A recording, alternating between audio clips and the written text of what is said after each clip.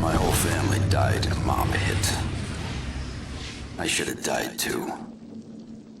But I lived. Give me some cover! I finally figured out why. The ones who killed my family, they've given me a reason to live. I'm back. And it's their turn to die. Every muzzle flash means one more monster gone.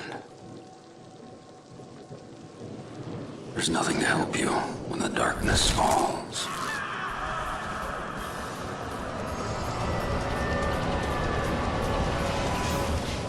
Now it's my turn.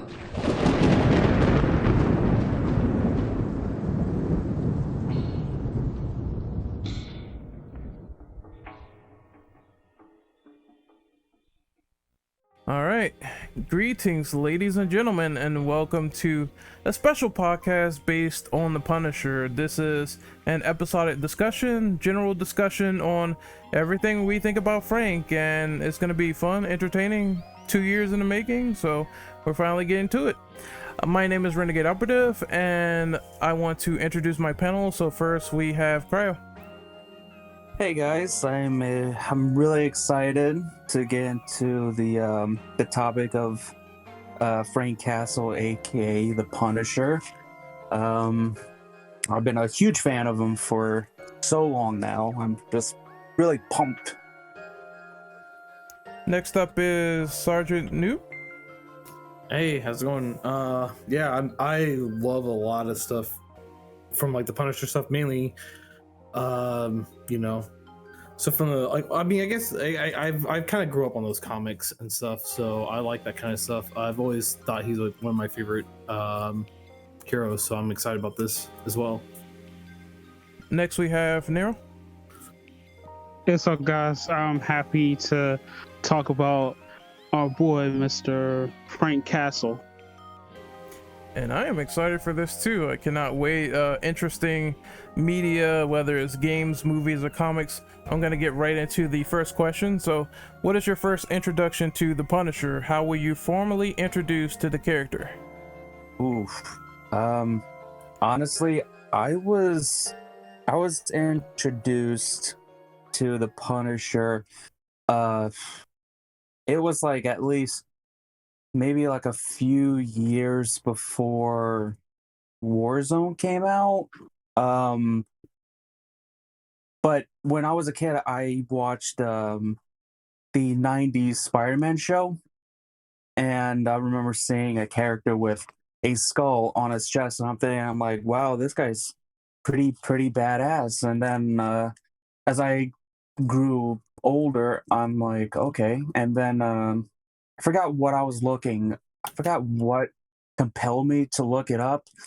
But then I think I was looking up like Marvel movies to look up, and I happened to see like The Punisher and then later on Warzone. I'm like, huh, interesting. So I ended up getting The Punisher, which I watched the extended cut, and I'm like, wow, this is actually extremely good. And then a few years later down the line, I watched Warzone. And then there was a local game shop in town, and he had a buttload of comics. And I happened to have seen him have the Punisher comics. He had War Journal. He had the first issue of Warzone. He had the original series of the Punisher, the very first series. And I'm like, okay, I'm gonna casually buy these one by one. It was like Tic Tacs. Oh, I just got addicted. Kept having one. I'm like, okay, I need two. Oh, I got two. I need four now. Give me 5, 6. And then finally, one Christmas, he's like, I noticed you've been getting these comics a lot. Let me just give you all the Punisher comic books that I have for you for Christmas. Here you go. You can take it. I'm like, oh, why thank you. And so that's pretty much how my love for the Punisher is still have first brewed. and still burning hot. I want to keep my answer very brief. So I honestly don't remember when I first got into the Punisher, but I swear it was during when we saw. Also, someone's typing. We can hear that. Sorry, that's me. All right. Yeah, just be sure to mute. But I swear it was during when we saw Punisher in Spider-Man the animated series, and he was going around in the battle van doing stuff and fighting Spider-Man. I'm like, who is this character, and why is he like so antagonistic towards Pete? So Fat friend, who's this fat friend? And then we learn it's Microchip. yeah, Microchip, and I was instantly intrigued because I never saw like anything like that before. Obviously, for the cartoon, he was shooting the laser guns and everything, so that was like kind of weird in a sense. And then I saw him in the game as well for Spider-Man, where there was that classic line of, "Oh, someone took out my scope," and I immediately loved the character from there, and I got introduced into more media. And then I think it was a sharp left turn because both of those are like Spider-Man stuff, so you don't see Punisher violence or stuff like that. When I saw Punisher Max, I think that was the next thing that I saw. Everything was dark, violent, gritty. It was honestly something that was wholly different from what I knew of the character, and that's how I got into it from there. That was a good read by Garth Ennis, and I just continued on watching and paying attention to the 2004 movie, which was the one with Thomas Jane, and I got more introduced to Frank's world, and I really liked it. Oof. Yeah, remember, it's not vengeance, it's punishment. Yeah, oh yeah, that was a great line done from Thomas Jane, and just the gravelly voice and the appeal in the skull. Oh man, so much good shit with this character. I can go on for days. Body language too. Yep. I like this body language, but we'll be diving into that later on. Noob, you want to go next and talk about your introduction to the character? Yeah. Honestly, I can't really remember because it comes down to like I got introduced, I think, a few different ways very quickly, like within a week, kind of thing. So I can't remember if it was like, I think it was like possibly like an episode like of the cartoon with the Spider-Man where he was crossed into it a few times. But it could have easily been the comics as well. Because I was huge into Stan Lee comics, Marvel comics. X-Men was like one of my favorite ones, and Spider-Man obviously was a lot of people's favorites. But I know that he interacts with Spider-Man a couple of times, even in the comics too. And that might have been where I've seen it, or also it would have been in the cartoon because I was huge in those 90s cartoons as well. So, but I think it was probably the comics just because, like I said, like I was huge in them and his personality. There's only one other hero I loved as much as him is Wolverine. And oddly enough, they actually had a comic book with Wolverine and Punisher as well. And together. So I really like those. I think that's what started me with liking him. And then the movie with Tom Jane just blew me away because he bottled every bit of what that character is. So Yep. But yeah, that's pretty much I think where my first part was probably the comics, but it could have easily been like an episode of Spider-Man where he popped in there for an episode or two. It was a nice and cool interaction, but maybe not so cool for Wolverine, where him and Punisher were fighting and Punisher shot him in the balls. It's just Wolverine just in that entire battle trying to stop Punisher, and he gets shot in the balls and told that, hey, they'll grow back someday, don't worry. I just thought that was pretty funny. Hey, they'll grow back. But Nero, what is your formal introduction into the Punisher? My formal introduction to the Punisher, I first watched the 2004 movie when I was a kid. I watched it with my family. I mean, yeah, and then 3 to 4 years ago, I purchased the PS2 game, and I've been playing that for a little bit. Oh, that's good. Like, you gotta start somewhere. I think that was the first Punisher game I ever played. I didn't play the NES game until later, but we'll get into that. Yep. So, Oh, yeah. Also, I had played the I played the Punisher arcade game that Capcom had released in Yeah. 2016. Well, Wait, was that ported to the NES or am I high? That was ported to the Sega Genesis and the Mega Drive. Oh, okay, then that's where I played it then, because it's been a long time. I think I'm right. Yeah, Mega Drive is European, and Sega Genesis is American. American, yep. Yeah. So we're moving on to the second question. What is your least favorite and favorite comic run of the Punisher? I'm gonna keep this brief because everyone pretty much knows this and it's universal for least favorite, but the whole thing they did with Frankencastle where he's stitched back together after being cut apart by Wolverine's son, I did not like that because I thought it was really stupid. It's just okay, yes, he's dead and that was a very tragic event, but now you're gonna stitch him back together so he's a zombie. I'm like, why? That's stupid. Like it didn't make any sense to me, and they went on with that for like several runs. It was cool that he was attacking Wolverine's son because that's the logical thing to do after a guy just killed you, but still it was pretty dumb.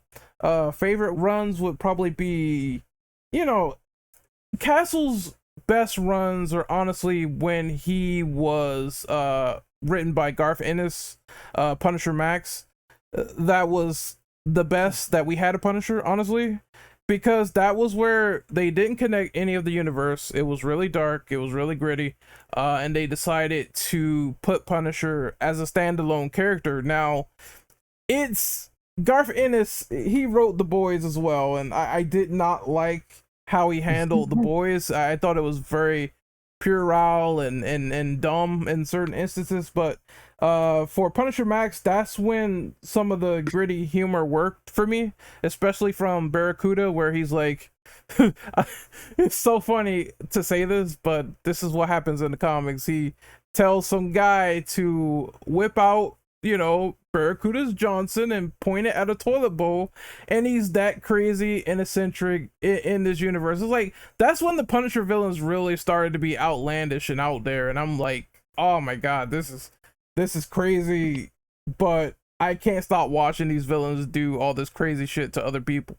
especially blow someone up out of nowhere in a diner, and Punisher has to put their heart back together, and that's just kind of sick. But that's the run that I like the most because it was so much random stuff happening to Frank, and he was like the boogeyman solving all these equations. Damn. For me, least favorite has to be Frankencastle. Like you said, you pretty much summed that up for me. And now my favorite, it's a toss up between the original The Punisher series, the first one, and then maybe Warzone, because I can't help but get that scene. I can't get that scene out of my head from the Warzone #1 where he has the guy strung up upside down, as far as I remember, because I used this scene in the Punisher 2004 movie where Mickey is hung upside down, and Frank's going on this whole spiel about, like, when something extremely hot, such as a blowtorch, hits the human body, soon your body will go into shock, and all you're gonna feel is cold. And then he just goes over to a piece of meat, steak, and he starts blowtorching that. He then takes a popsicle stick and just pokes the back of the guy who's strung upside down, just doing that, pretending that he's actually like burning him, and the guy's like screaming his head off. I thought that was very funny, especially the movie, because especially when Mickey realizes that he's not actually getting hurt and it's just a popsicle. He's like, "You are not a nice person." And Frank just gives him a look like, I still have the blowtorch right there on the table. I can just reignite it. This scene is done 10 times worse in the Garth Ennis run because he just simply kills the dude and burns him alive in front of national television. Like, because I think it's a camera in the room, so he just literally does it, which is why it's like that run is crazy because that's when you can see that Punisher really doesn't care about criminal life at all. It's just a minuscule factor to him. Because I mean, I brought up like the original, like the Punisher run, because like also there was like two scenes that really stick out the most for me. I think it was in the Punisher run. If it wasn't in the Punisher run, it was probably in one of the issues for War Journal.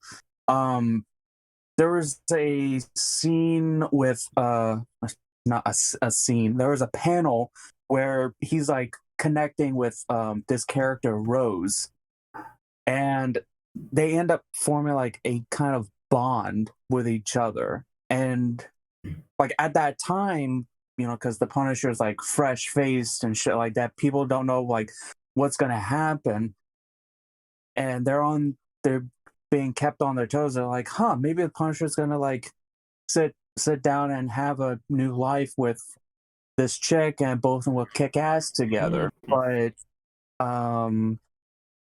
yeah, unfortunately, towards the end, I think she's on the helicopter and the bad guy ends up like knocking her off and she falls to her death. And the last panel is him looking down at the streets and like sadness that the person that he cared about the most after Maria died yet again. It's panels and it's like that, and it's just like it just gets to you, especially now, because it's like, damn, because it's more established throughout the years. It's panels where they do that. I personally don't like the fact that when they try to do comic runs or media where Punisher moves on, because in my mind I like it when the character doesn't. He doesn't move on, he doesn't let it go, and that's kind of demonstrated through his work. There's the Painkiller Jane arc that they had where she's like infatuated with him, but in my opinion that was just like a pity fuck. Like he fucked her just to not be annoyed by her anymore, but that was just more funny than anything in my opinion. I'm gonna let the others go. Noob, is there any comic runs of the Punisher that you read? Mainly just the Punisher and Wolverine together comics, because like I said before, I was huge into X-Men and Wolverine, and Punisher was my other one, and really their personalities are very similar in a lot of ways. And so watching them have to work together at the same time, they always try to kill each other. So it was really interesting, and I liked it. That comic. I think at one point, I think Wolverine gets shot in the head with an arrow and pulls it out of his head. And I think they toned down Wolverine going against Punisher, because I mean, Wolverine could probably kill him in an instant. But they did. So Wolverine's son is like the prime example of when they let someone with adamantium go all out and fight the Punisher. And we saw how that went. He cut him into strings. That one with the Wolverine arc that you mentioned, that's kind of like a little bit of comedy relief, because the whole time Wolverine's walking around, he has like no face after Punisher blew it off. So it's like something to laugh at, Yeah. It was just funny too, watching their fights and stuff like that. It was interesting because it's like you don't really get to see them fight ever. So it was kind of cool to see that. So yeah. Do you have any comic runs that you really didn't like a lot? I can't really think of any right now, but I mean, if I had to guess one of them, I'd probably say what you guys were talking about before, like we're coming back as a zombie and stuff like that for whatever reason. So I just can't think of many people who actually really liked Frankencastle. I do like, Frankencast. yeah, that's what they call him. He's just a it's just so zombie weird. Punisher, and it's so weird. But it's cool that the storyline, it wasn't the worst thing in the world. Just the execution and how it's like, we killed this big badass character, now he won't stay dead. It's just kind of lackluster in that regard. Yeah. Nero, what about you, buddy? Any Punisher moments from the comics that you liked? Favorite runs, least favorite, etc.? All right, so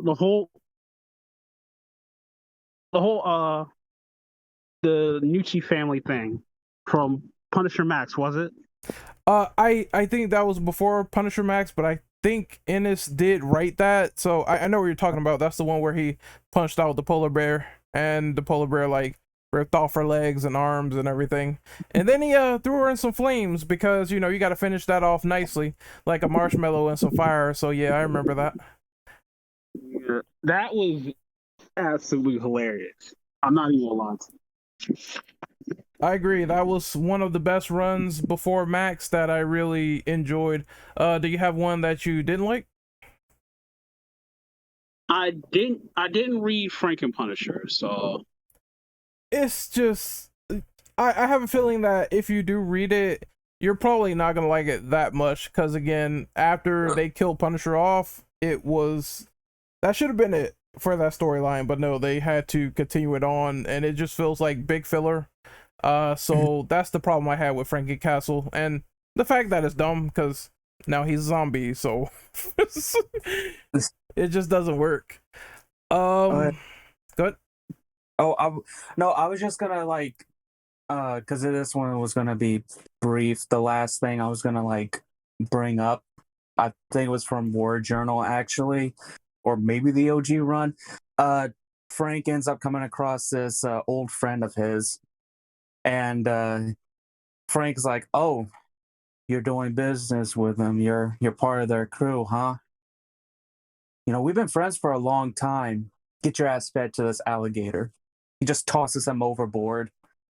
And even though I think he was like missing for years, and people were wondering where did he go, Frank was like, "You're working with them.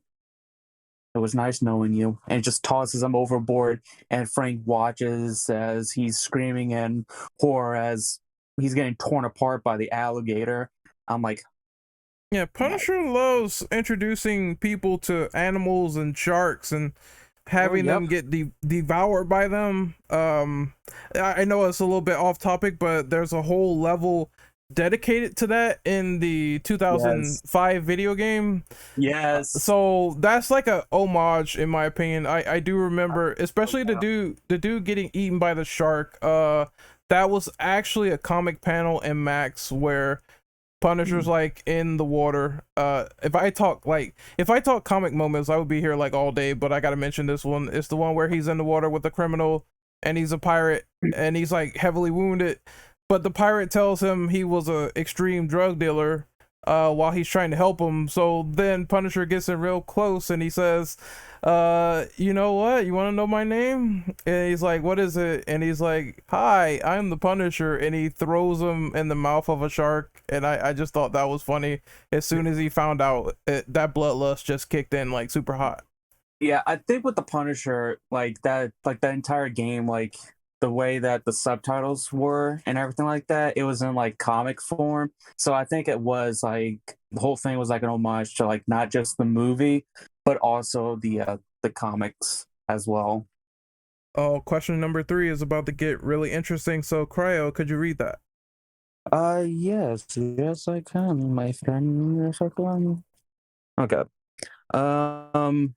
How do you feel about the overall code of the Punisher and his debates with Daredevil? All criminals deserve to die versus giving people a second chance to reform themselves. Do you think all the criminal murdering is justified? Oof. I want to go first on this one, and then you guys can go. I'm just gonna make it quick. Now, I agree that when the Punisher takes out people like pedophiles, rapists, murderers, like mass murderers, etc., who, you know, he says it in the show, they just keep getting out of prison to do the same thing over and over again, ruining other people's lives in the process.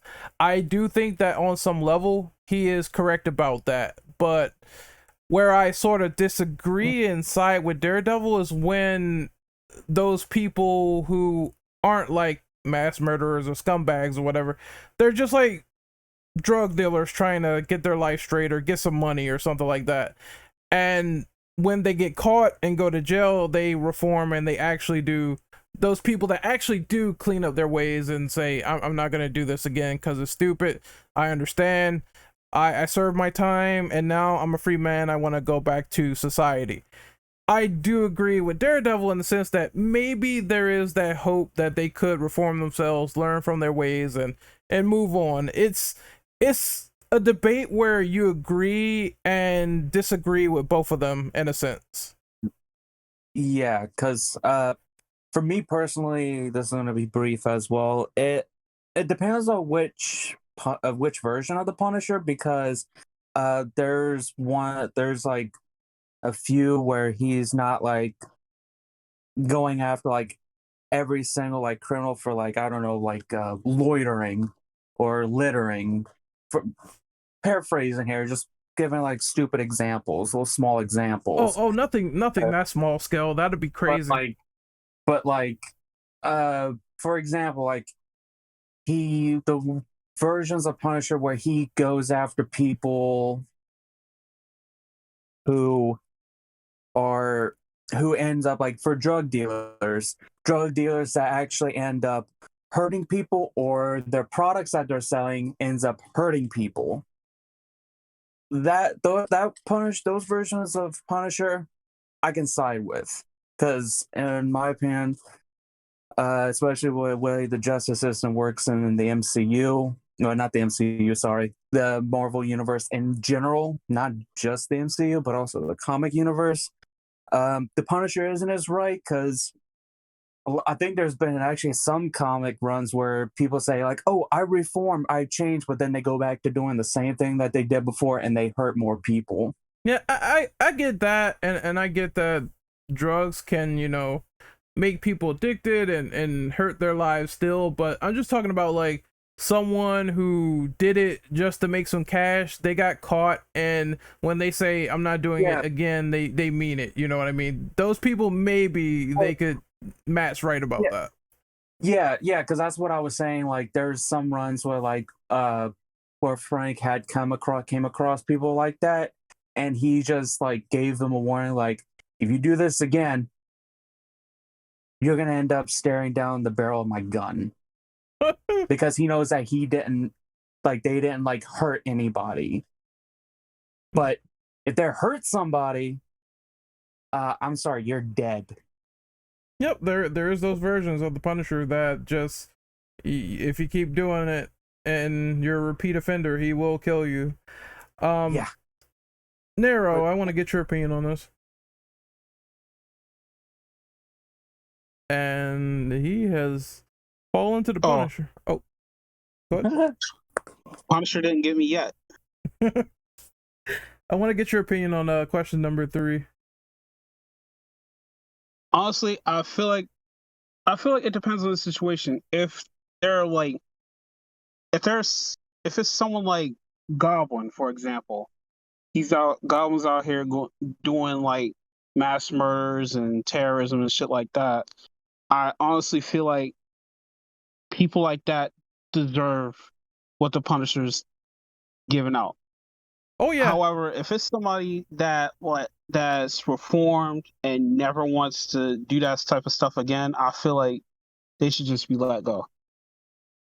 It's sort of, I know another character I'm gonna name. I know it's not Marvel related, but it's kind of like the Joker in a sense. Like, every single time, you know, he's like Batman's most dangerous villain to the environment, to the people, everything. It's like, you know, it's fine if you just kill him.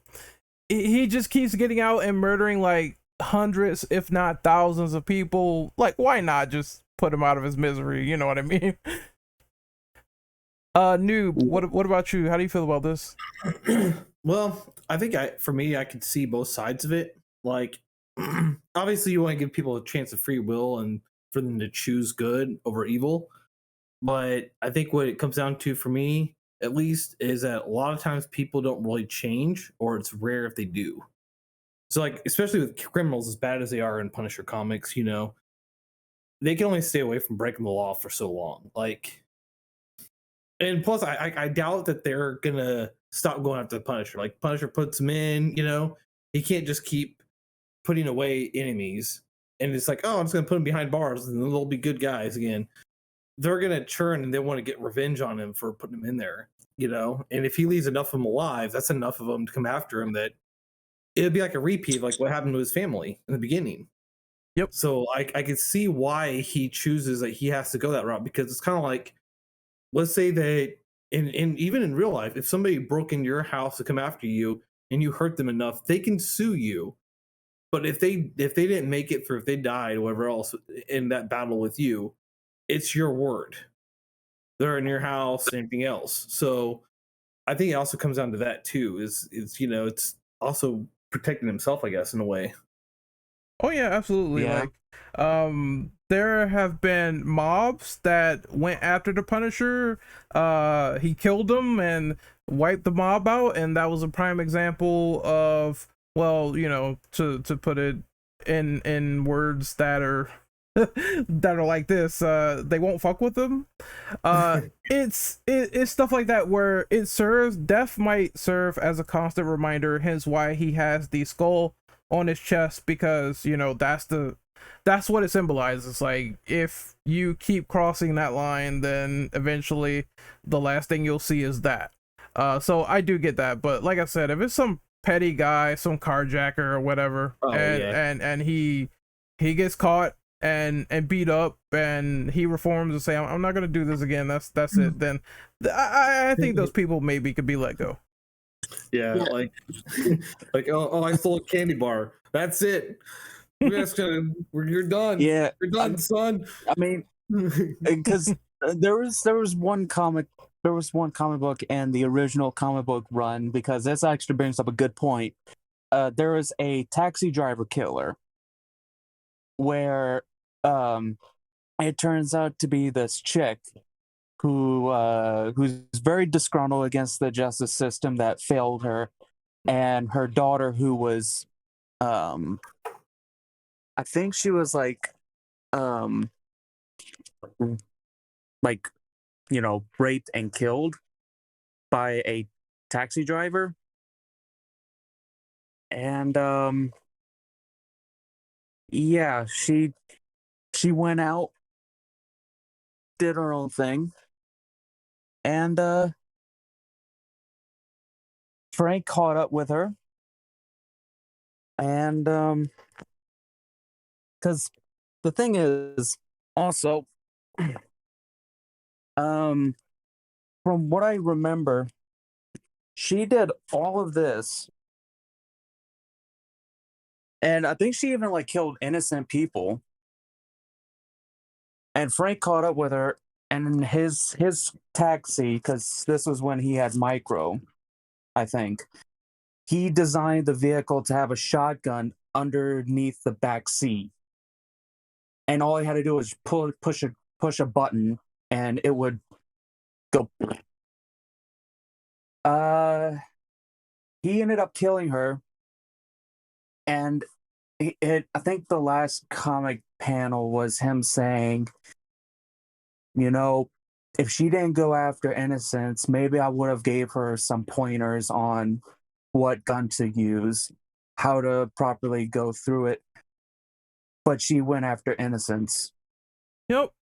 Also, she's like, I empathize with her, and I think it's funny when pedophiles or whatever, they don't realize that they're outing themselves out near the Punisher, and the Punisher is like a kid in a candy store when he kills them, and it's like, that scene in Daredevil season 2 where the guy's like offering porn and he turns around and he says something under 12 or something, and Punisher turns around yeah, like he's it's he's like 12. Oh yeah. Like that. And Frank's like, Locks the door. it's like Yeah, that was the wrong answer. Let me the store went from open to close and then he got his baseball bat. That's the greatest thing ever. I loved it because you saw his shoulder kind of like go like, okay, all right, and sorry, we're closed. It's time to go back to work today. It's time to go back to work. So you've chosen death. But I guess this actually is a good time to do a since we're talking about humor and shit. How do you guys feel about Frank's sense of humor as a side question? Because a lot of people are on the fence about it. Some people feel like it takes away from the character, but some people say it kind of like builds Frank's character. Okay. How deadpan he is, how cold he can be. What do you guys feel about it? Okay, I'll go real quick and I'll let everyone else go, but I think it's funny. It's a statement actually. So if John Bernthal is gonna be in Born Again and people are gonna be like, oh no, Punisher made a dry humor joke or something like that. He's always sort of been like that. I'm not saying like the Punisher is a lighthearted character because that would be a disservice to what the character is. That's not what he is. But at the same time, he does entertain humor from time to time. There was that moment in the game where he ripped off Bushwhacker's arm and he used his arm as a machine gun, because it is a machine gun, to shoot Bushwhacker with it. And one of the lines he says is, you know, I don't usually smile much, but if I did, this would be the first time that I would, because he literally disarmed the man and killed him with his own weapon.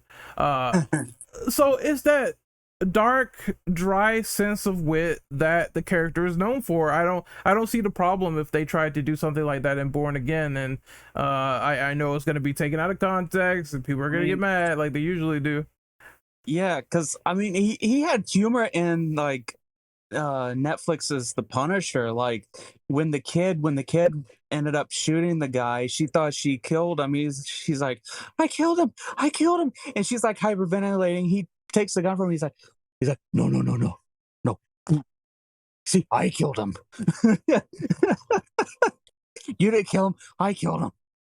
He's like, you have nothing to worry about. Yeah, I'm not surprised. There was a big debate about I think the YouTuber that posted this.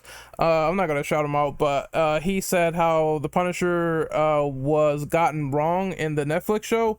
Now, there's different renditions of Frank Castle. That's one thing to take into consideration. So different continuities, like even every Batman is not the same. That's one thing to be taken into consideration. There's no mainline person for the Punisher, just general ideas on the character. His wife and family died.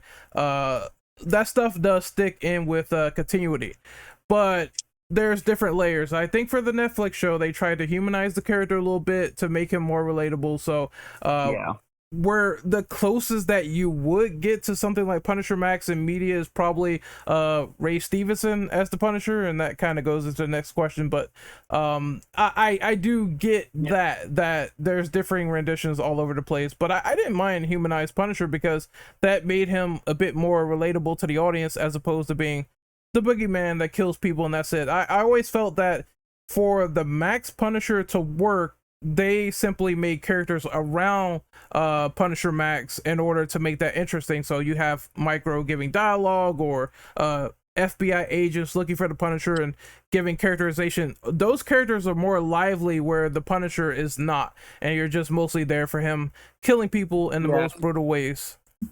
You brought this up like a while back. Yeah. Speaking on this, you said like a Punisher that is just completely emotionless and just like cut off from like the audience. It would not make a good show or a movie if the audience can't really see the character. Yeah, Or like if the hardcore. character is too cardboard, and he's not something that the audience can like follow with, then it kind of like falls flat, Yeah, because that's kind of the purpose of the Punisher, is for you to like not necessarily can't even talk, not necessarily root for the guy, but like be there as like support guy, like, oh hell yeah, yeah. fight him, yeah, kill him. But It's basically an audience surrogate thing, which I understand, but at the same time, I think people have to realize that hardcore fans will probably like someone like Punisher Max, where he doesn't have much emotion, but for general audiences trying to relate to the character and other characters around him, the exposition would be through those other characters and not necessarily the Punisher. So I see why they humanized him a bit, and it wasn't bad in the Netflix show. I think people give that show way too much shit. I thought that the first 2 seasons, I thought they were interesting and entertaining for the character as part of that universe when they were trying to expand his story and everything like that. Granted, they tried to do things in different ways, especially with Jigsaw. But I thought that story of them being comrades in arms and brothers and stuff like that, not literal brothers, but like I'm talking about like in a platoon, then he turns on them. I thought that was an interesting story to tell for that. So I totally didn't mind it at all. yeah, I know we're definitely going to be talking more about the Punisher and Punisher Warzone. But I'll answer this question real quick, and I'll let the boys go next. For me, I like his humor, but then again, I myself have very dark humor. I'm very deadpan with my jokes and my delivery, and like the thing with Punisher is like he has ran out of fucks to give. When his family was legit full of lead and metal and lying in the morgue, after that, Frank changed. His demeanor changed. His sense of humor changed. He was not the same person as he used to be. So obviously his humor is going to be extremely dark and very straight and narrow to the point. No pun intended. Yep, the justice system failed him in every way possible, so I can see exactly why he decided to be more cold. Yep. But Nero, what about you? How do you feel about what people are saying about like his sense of humor, the tag makes his character feel less I guess not impertinent, but it kind of like takes away from his character, and that it kind of like ruins his character. Like what do you think? I feel like the humor that Punisher has, it fits his character, honestly. Yep. It's like most people say, like he's out of fucks to give. So why should he have like a lack of humor? It's like Even if someone Batman makes jokes. I don't get people saying that. I bought the bank. Flash drive. And this man had his parents like clap like 5 times over, so damn. What's your superpower? I'm rich. Yep. But you were saying, Nero? Yeah. it's like even in my darkest hour, I do make like really messed up jokes and stuff to get myself moving, you know? Like that's just how some people are. Yeah, humor is the spice of life. I don't see people. I don't get why they say a dark character can't make jokes. Even Daredevil, like for all the dark shit that happens in that show, the characters are very upbeat and lively. Matt's cracking jokes and it's subtle and it's written well and it's always been there. So even if like, once again, if Born Again does that, I'll be like, oh, okay, that's pertinent to the Netflix show. I get it. I get why they went that direction. So no one should be surprised if they actually do that. Even Spawn and Blade Yep, Spawn was have murdered. like moments. Yeah, so like I don't know. For me, I feel like the argument like it takes away from his character. It doesn't make any sense. I mean, especially if you dive into the psychology of the character, like obviously his humor, it like I said, it changed after his family was killed.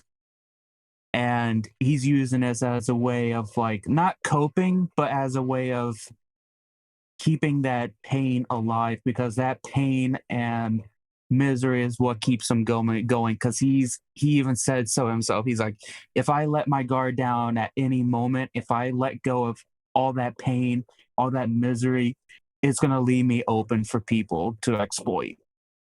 Yep, being vulnerable. Yep.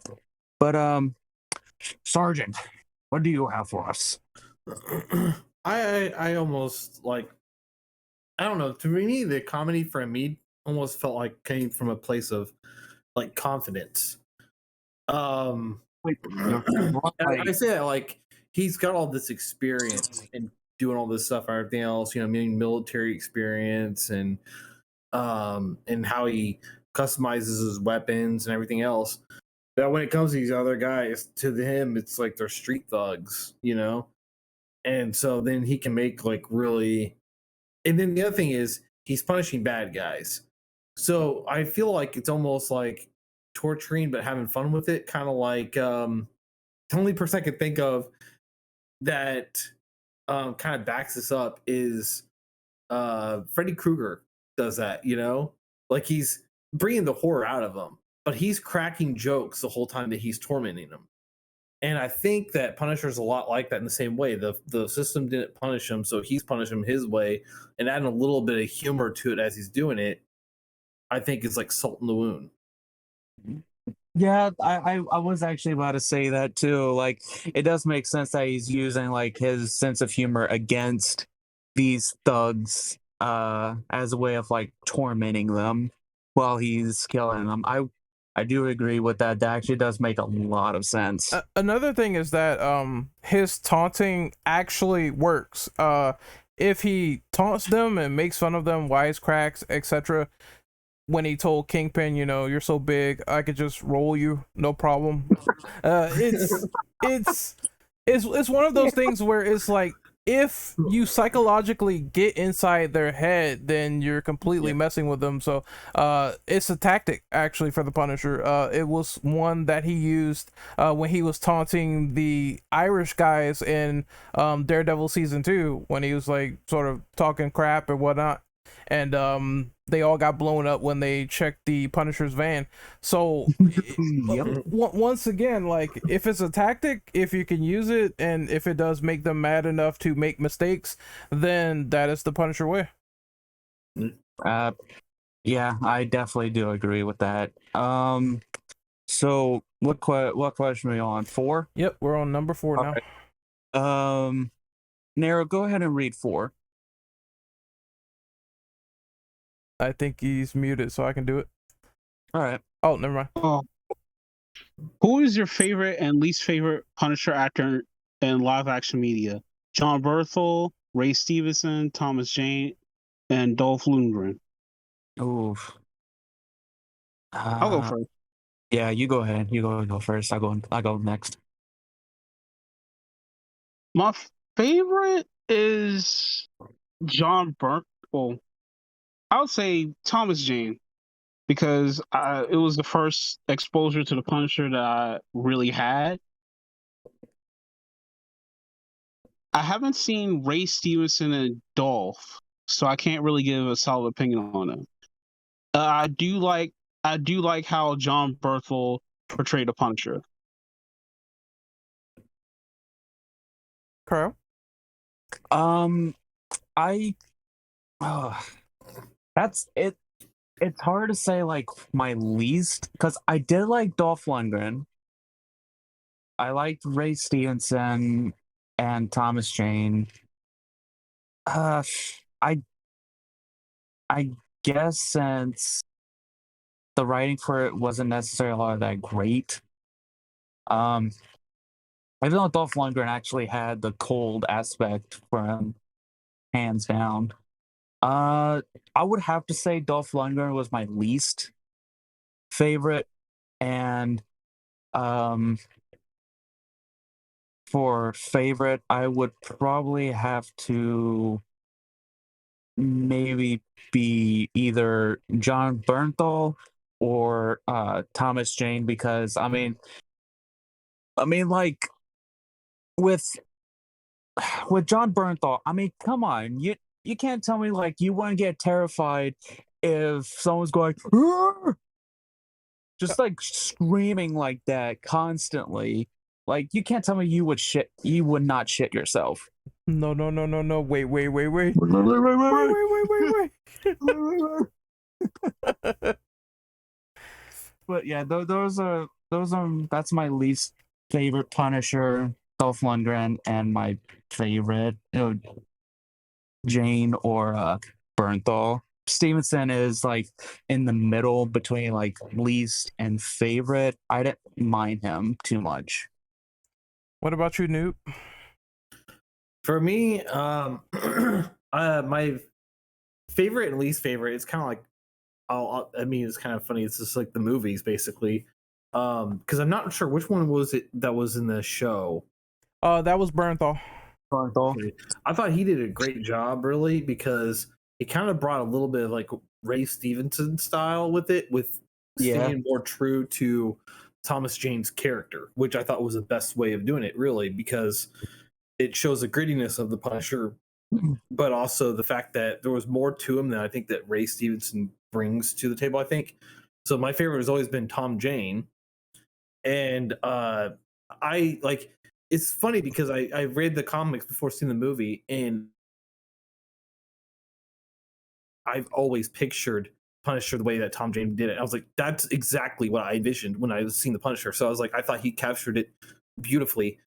And one of the things I didn't like about Ray Stevens is one that he took up going to do the Warzone movie, because Tom Jane actually declined doing it, and I always wondered, why did he say no? Why did he not want to do it? And then it came down to creative differences, what they said. But what it was is, he's like, I seen the what they were going to do with the script and everything else, and he goes, I didn't like it because it's basically a story about revenge and not about punishment, which is very clearly stated in the movie of the first one that Tom Jane was in, when they're leaving the building, basically giving up on the case, and he's sitting outside the building going like, so this many people died, there's like 20 people or something like that, or 50 people died, and we don't have one suspect, which he knew that was the case because it was the mafia, like that mafia group, whatever, that took him out. And so he's like, okay, well, you guys aren't going to do anything because they're paying off, whatever else. Well, then there still needs to be punishment done, and that's when he takes matters in his own hands. So it was never about revenge. It was always about the fact that no one was taken in. Yeah, I remember that because the director, I think, had like left as soon as Thomas Jane left. He did not like the script, and in fact, I think the script they used for Warzone was not the script that they were going to use. I think they threw out that script and they like reworked a shit ton of it. And I know Thomas Jane did say that he would like to be Punisher again, which he actually did. In fact, became Punisher one last time for now. And that was Dirty Laundry, where he took a bottle of Jack Daniels and smashed it against a thug's head, which I'm like, hell yeah. Yep, he did. That was the short. Yeah. I forgot who did that. I think it was it Adi Shankar? I don't remember, but I think so. Yeah, but I do remember him taking that bottle of Jack to people's head, and I'm like, when is this thing gonna break? Because he's hit like 10 people with it by now. Fun fact, that's actually realistic. Jesus Christ, I did Jack not Daniel know that. Jack Daniel bottles, especially if it has liquor in it, it's sturdy as hell. I know someone said like they were drunk one time and they had the bottle in their hand. They were gonna pour out another shot, but it slipped out of their hand and it just bounced off the ground. Did not break. Yeah. That is amazing. It's very sturdy. I've also heard about this. I mean, I hate to like talk about a different group, but you guys, I know a lot of people probably know who like Rooster Teeth is and stuff like that. But there was like one part where the guy that voiced Caboose in Red versus Blue, I guess he said he got in a fight at one point, and like a bar fight thing. He thought he was gonna be a smart little kid, like he was like in his 20s or whatever, and he's like throwing a bottle, and then he threw the bottle, and it just goes clink, clink, clink, clink, clink, clink, clink, like it didn't shatter, it just it just hit the ground and started rolling, and he goes, and I'm in trouble. That is amazing. You learn something new every day, I suppose. Yeah. Yeah. As for me, favorite actors, okay, so I'm just gonna put out a disclaimer. I think these guys that portray Punisher are great in their own ways. But if I had to pick between favorite, I would say honestly Bernthal. I think that's when he really got like the character and everything. Not to say that the others didn't, but it was something about that one sticking out and having the most comic accurate story in my opinion for Daredevil season 2, whereas I think one of the worst, and this is just due to how the movie was and we talked about it, was Ray Stevenson and Warzone, because from what I heard, not only did they change around the script for that character, but they also decided at the end he was going to walk away from the whole punishment thing, and I did not like that idea at all. Yeah, I think they did that because he ended up killing a undercover cop, and he couldn't tell the difference between a good guy or a bad guy anymore. Yeah, and that's why he wanted to quit. I totally get that. They played around with that too on Punisher season 2, where it's like, oh, I don't know if I killed an innocent, but it turned out to be manipulation by Jigsaw. It just wasn't, again, they didn't write it as sharply as that, and because they don't focus on the aspect of his family at all, they focus on these detectives and everything. It's sort of like the thing that we talked about with Max, where the characterization really is through some of the other characters, and Punisher's just there like doing stuff. So I really didn't get behind it. It didn't show Stevenson really doing his acting chops as far as like compared to Jane or Bernthal, because you know they were actually reacting to, hey, my family, this is the character, my family's dead, I have to deal with this plight and pain. You know, and Stevenson really didn't get to embody that at all. You can say the same thing about Lundgren, but I kind of like Lundgren's performance from what I saw, where the detective's trying to be his friend and he knows that he can't go back at all. Yeah, because I know with Warzone, I know they tried humanizing him because he was around the FBI agent that he gunned down. He went to his family and tried to give them like a shit ton of money to say that he was sorry, and that shows you how out of touch he is with human like interaction. He thinks like giving a shit ton of money to start a new life somewhere will help ease the pain, but it just doesn't work like that. And as he's spending more and more time with the FBI agent's wife and kid,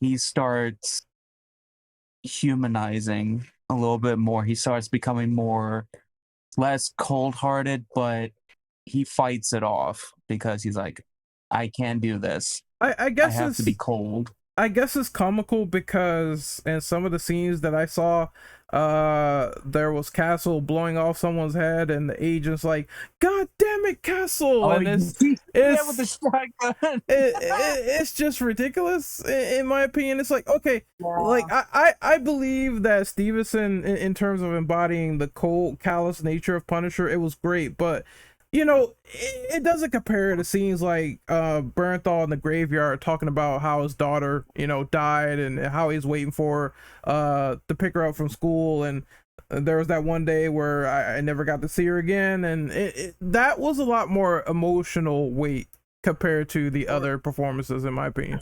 Or when he punched the guy in the face and it just Oh yeah, punched through his face. his Warzone is ridiculous. His whole fist just goes to that guy's face, and like, how is that even like to the point where it broke his entire skull? Like, Jesus Christ! Well, I think also like the Warzone's like okay, at one point he's swinging off of a ceiling fan. Have you ever tried to swing off a ceiling fan? Let me tell you, all right, I weigh like 150 at the most, and I will bring that shit to the ground. Like, there's no way this like 250-pound pure muscle dude is swinging around on the ceiling fan like it's nothing. With two, I think it was the MP5Ks. Yeah. Oh yeah, at the same time, perfectly hitting perfectly hitting mobsters at the table. I don't know if this is a question, but can we talk about like thoughts on the movies and shows? Is it a question in the document? Let me actually check. It's question number 5. We might as well, right, segue into that. Yeah, it's like a good segue. Warzone's ridiculous. I mean, there's no other way to describe it. Like, especially the scene where someone's doing like a backflip and Punisher just blows them the fuck up.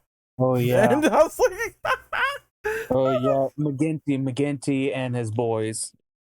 I was like, what is this movie's? And I think the table scene, like he just cuts off someone's head and it falls off like a meatball. I'm like, I will say I did love that. I did love the opening to Warzone because it didn't show much of Frank until at the dinner table where he ends up popping open the flare and you see the skull. Yeah, dude. And you see his face and he's looking around and he's like, you're the head you're the Rosati. You're the head Rosati. I got your ass. Yeah. And he's like the first one he kills because I got too much of a good memory with this scene and the movies. He ends up slicing his head off with his knife. He ends up seeing the chick, the wife, trying to pull out a gun. He ends up taking her head and snaps it with his I think either with his ankles or his hands. And up until that point, we had never seen Frank actually kill a chick before. Mm-hmm. Because Well, they even got into that. I think the director, Lexi Alexandra, she was like, we had never seen him do this before in media, in live action or shows. So I'm like, let's do it. Yep. Why not? I did like the dinner scene. It was ridiculous, but it was very Punisher-esque. Like, get all the people in one room and go guns blazing. like it was, despite the stunted like characterization in areas, like Warzone is a good time if you just want to see Punisher mainly blow people up in the dumbest ways possible. If you're a gun enthusiast too. I can't fully hate on that movie despite what I said earlier because it's really fucking entertaining. So yeah, there's definitely a lot of action in it for sure. Yes. Yeah. The only thing I didn't like about the movie was how easy it was to kill Jigsaw. Oh, where oh wait, how did I saw the scene where he made him into Jigsaw with the glass, but I didn't see him kill him. I didn't watch it for that long. He legit just think he headbutted him and let's see, I'm trying to remember. Did he stab him? I think he stabbed him, right? Yeah, because the guy had like a spear and he blocks it and Frank impales him on it and pulls him closer towards him. And while Jigsaw is gurgling on his blood, he says, "Fuck you." and Frank says, "Let me put you out of my misery," and he pushes them into the fire pit. Oh, so basically he got the Manucci treatment. He got burned to death. Yeah, because there was a few lines in that movie where Ray Stevenson actually had got from not had ad lib, if it was, I don't know if it was from the comics or what he believed Frank would say. I think he said it was from the comics. No, there was a line where he's talking with the priest, and he says, I think he says, sometimes I like to get my hands on God. Apparently, that was not in the script. He ad-libbed it after reading one of the comics. I'm not surprised. Punisher used to be previous Catholic, and I think because Daredevil gets happy, his like eyes glow up when he brings that up. But he's like, "You went to mass," and he's like, "Oh, one point in my life, but after the family incident, you know, that all stopped. He gave up the faith and everything." So I thought that was cool though. They brought that back in Daredevil season 2, where it's like they kind of have that small moment where they talk about that and they connect, and then it's just back to you know, stop digging, please stop doing that. Yeah, but I mean, other than that though, Warzone was really not that bad, but it could have been much better. But I know there was a lot of studio interference, I think. Yeah, that's probably the main issue with the movie. I guess we could talk about the Punisher, Thomas Jane.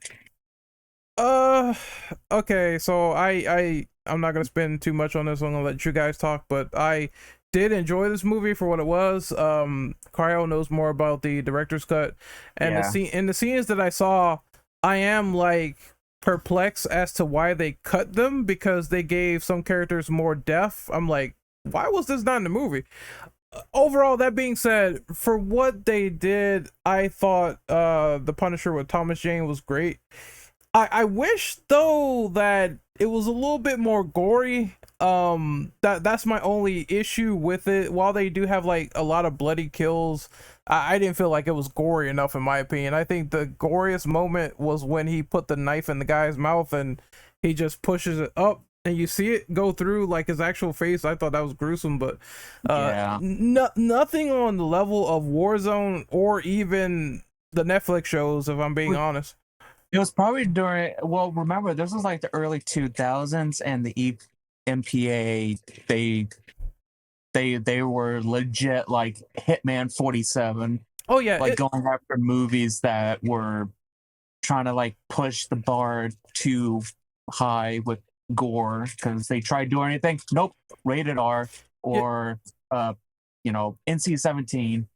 Yeah, that sucks. It's a good movie, but because of that nature with the MPAA, it kind of hurts it in a sense, because you know that the Punisher is like all gory and stuff.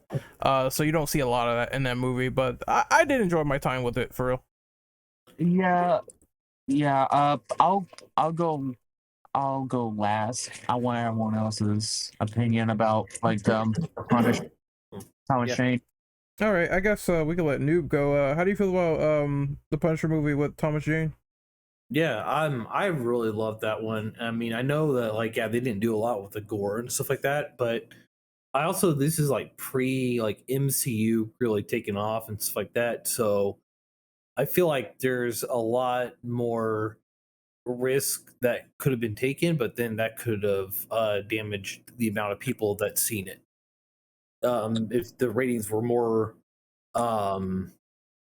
harsh, I think, then less people would have seen it, and it probably wouldn't have got as much attention as it did get. But it was like my favorite one, because I feel like Tom Jane really captured that character, and he it's the grit part of it too, and some of my favorite scenes in anything Punisher came from that movie. I really like the scene with the Russian. I feel like I have to save this for the next question, because I'm like really excited about the next question. But the Russian fight. That was Not the cool. Russian fight, not the That Russian match. fight, but I did like the Russian fight. I did love the Russian fight because it was intense and it was a lot of it.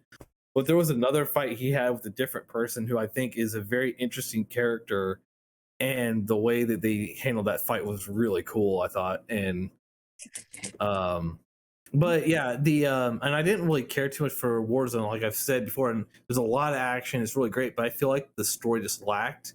So for me, like I always loved the first one.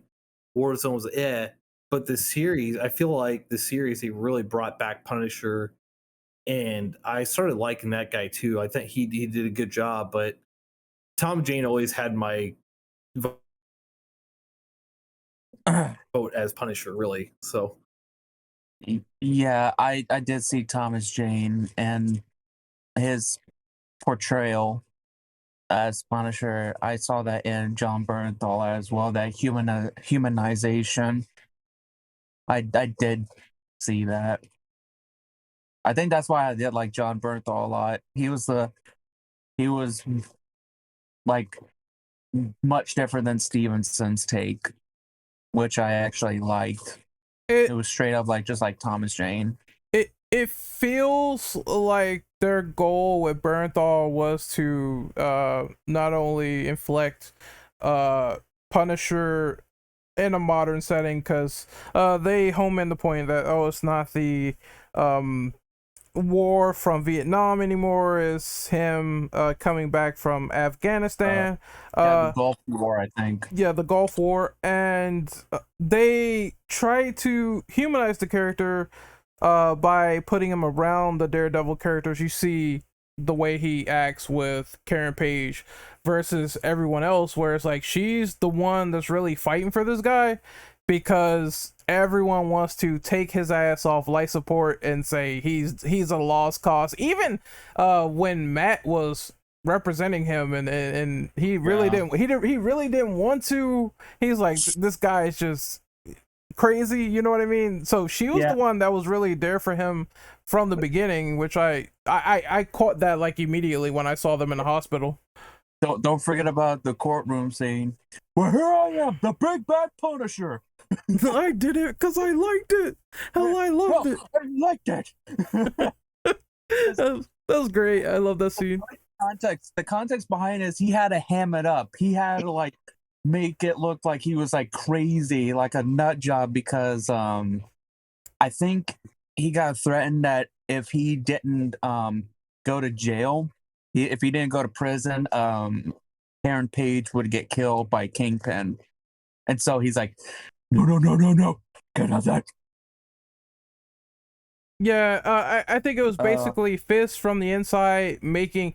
Okay, basically, I think how it started first was Fist was sort of trying to be on his side, and he didn't know at the time he was being like manipulated, and therefore, you know, he went to prison and everything.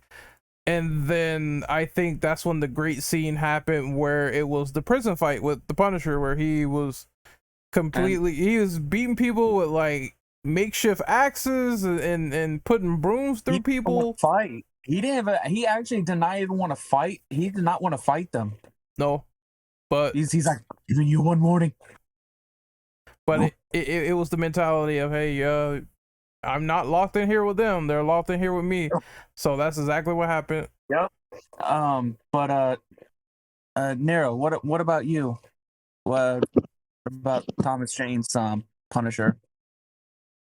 I did like the Thomas Jane version of the Punisher. I thought it was like cool. But the Berthold one, that really took me by surprise. I didn't he say he would gladly do it again? He said his exact words were he doesn't want to play anyone else but Punisher. So if Marvel gave him another idea, he said that would be great, but that's the main character he wants to do for comics and comic media. So he doesn't want to do anything else. He's passionate about. He was as I was about to say as punishing. He was as what's the word? Passionate about the role as Charlie Cox was as um Kristen Ritter is. So I wouldn't be surprised if they did get him back, because I mean they got Charlie Cox back, and John Bernthal is more than like ready to be Punisher again. It's also a fan thing too. Like, why would you recast him at the height of his performance? You know what I mean? Like, people usually don't do that, and you know, Kevin Feige's like a massive freak when it comes to recasting and casting people back again. You know, he tries to get the right people. So I don't think Bernthal is going to be recasted. I think if anything, I would say maybe those rumors of him being in Born Again are going to be true, because the show's long enough to even have Punisher in half the season like they did for season 2 of Daredevil, if not more. So I think it could happen. Or maybe the final episode, or maybe during it, there's tales of like criminals being like killed left and right, and everyone's wondering like who's doing it, but it's like the viewers know who it is, the fans know, and then the final scene of the show, the camera pans to like a pair of boots or something like that, a pair of black boots, and it's like that's Frank. Yeah, ideally speaking, I want him to have some episodes if they're going to interact, but I also do want him in his own show, so you know, you can get that like 18 episodes. I'd be fine with that. Yeah, definitely. I'll go real quick. I love Thomas Jane. He was very good at humanizing it, modernizing it at that time period anyways. Because with him, oh wait, no. I was saying Gulf War about Thomas Jane. Thomas Jane's Punisher was Gulf War, and John Bernthal was the Afghanistan War. Yeah. And I remember, I will say I did like the extended cut version better, because there was more details on how Howard Saint found Frank, which turned out to be Jimmy Weeks, because he's a gambler, and he was running out of money, and he was like neck deep in debt. In fact, he was drowning in debt, so much that he was actually stealing money and drugs from the evidence locker to actually pay for his debts with gambling. And so he ends up giving up Frank. Frank's entire family just gets torn to shreds by like assault rifles. I think it was just pure submachine guns. I think it was like mini Uzis. And his wife and his kid ends up getting run over by a truck. Seeing that scene again, it's still heart-wrenching, because you see him running, and with the shotgun he's like screaming, still defiant to the end, even when he took a bullet to the chest. And I don't know, I just really liked it, especially towards the end. He's like all bloodied up from the fight with the Russian, and everything like that. And but from what I remember, towards the end, after the Russian fight, and he's packing everything up for the final fight, Joan, his neighbor, because this is the part that really got to me as Frank's character progressed. She realizes that this is a suicide mission. He's not planning on coming back alive, but he somehow makes it. And at the end, after he killed Howard's son, John, which will be my favorite, where Howard turns around, he's like, "You took everything from me," and how it's like, "Oh, you killed my son." You hear John yelling in the background, the mine killing him, and he's like screaming, "No!" You hear a big explosion. He's like, both of them. Yeah, both of them. I love that line. And just him sitting down with a bottle of whiskey, and he has this 1911 Colt, and he's about to kill himself. But then, as he's closing his eyes, he sees Maria, and she's like silently telling him with her eyes, like, "It's not your time. We want you to fight. We want you to keep going." That will always get to me because that is very Punisher-esque, in my opinion, because like there always has to be some way that he or some reason why he kept going after his initial start as the Punisher. So like him not giving up, it will always get to me on like an emotional level and my love for the character. So that's why I really love Thomas Jane's performance. And then he like pulls the gun away. He's like, "Oh, holy shit. That's right. I could just keep doing this." Cause that's why like I did like this line, this quote. It was like the final line. Those who do evil to others, the killers, the rapists, psychos, sadists, you will come to know me well. Frank Castle is dead. Call me the Punisher. Yeah. That is when his persona as Frank Castle is dead. He's no longer Frank. He's just Punisher.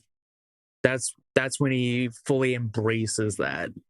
Yeah, I think it's one of the things I like about that first movie is it's kind of like a setup of, it's like he's becoming Punisher. Like he's not Punisher yet. He's just Frank Castle, but he's doing what the Punisher would do: is punch bad guys, punish people who didn't get punished. Yeah. But it's like he's struggling with that. Like, where do I stop? Am I crossing the line, or is this all justified? And I think like that's like the turning point where it's just like, you know what? I can't have that moral part of me, you know what I mean? That human part of me. I have to be the symbol. Yeah, that's why it got to me where he was about to kill himself with his own gun, and he sees a vision of Maria basically telling him, "Don't kill yourself. It's not your time yet. Prevent what happened to us, what happened to you, from happening to anybody else. Yeah. Use what you know with guns, tactics. Use that for something good. Don't let it go to waste." And that will always bring a tear to my eyes. I was going to say my ear. If I was crying from my ears, I think I would have to go to the hospital. But I don't know. For me personally, I just really like that. Are we done with the media question of favorite TV shows, movies, all that stuff? Yeah, because we already pretty much talked about John Bernthal a lot during the podcast. I mean, we got the no wait. We got the roar that he does. So yeah, I think we got it all. And then we said how Warzone is ridiculous. I can't talk much about the Lundgren movie because I have not seen it, but It's worth a watch, in my opinion. It's worth a watch. It's not that bad. It's worth a watch. Yeah, from the clips I've seen, I did like his interactions with the detective, so there is that. Like I can't crap on that. I pretty much enjoyed it. But we're gonna move on to question number 6. So, what is your favorite Punisher kill of all time? Could be from the games, comics, TV show, movie, etc. I'm so like interested in that. Like this is like the question I'm excited about actually. Yeah. So like, I played the only game I played was a 2005 Punisher game, and the kills in it are so fun. Like they're so satisfying. But I have to say that my kill comes from the first movie, and the Russian is a close second, like a very close second, because I almost wanted to go with Russian because the battle is so amazing and the ending and how he's like, "I'm fine." he's not. And then he faints. Yeah. And then but I have to go with his battle with Harry Heck and how he kills Harry Heck. Oh my god, yes. Because he's one playing that dumb- music for him and everything else. He plays it Yeah. for him, and he realizes that Harry Heck is going after him.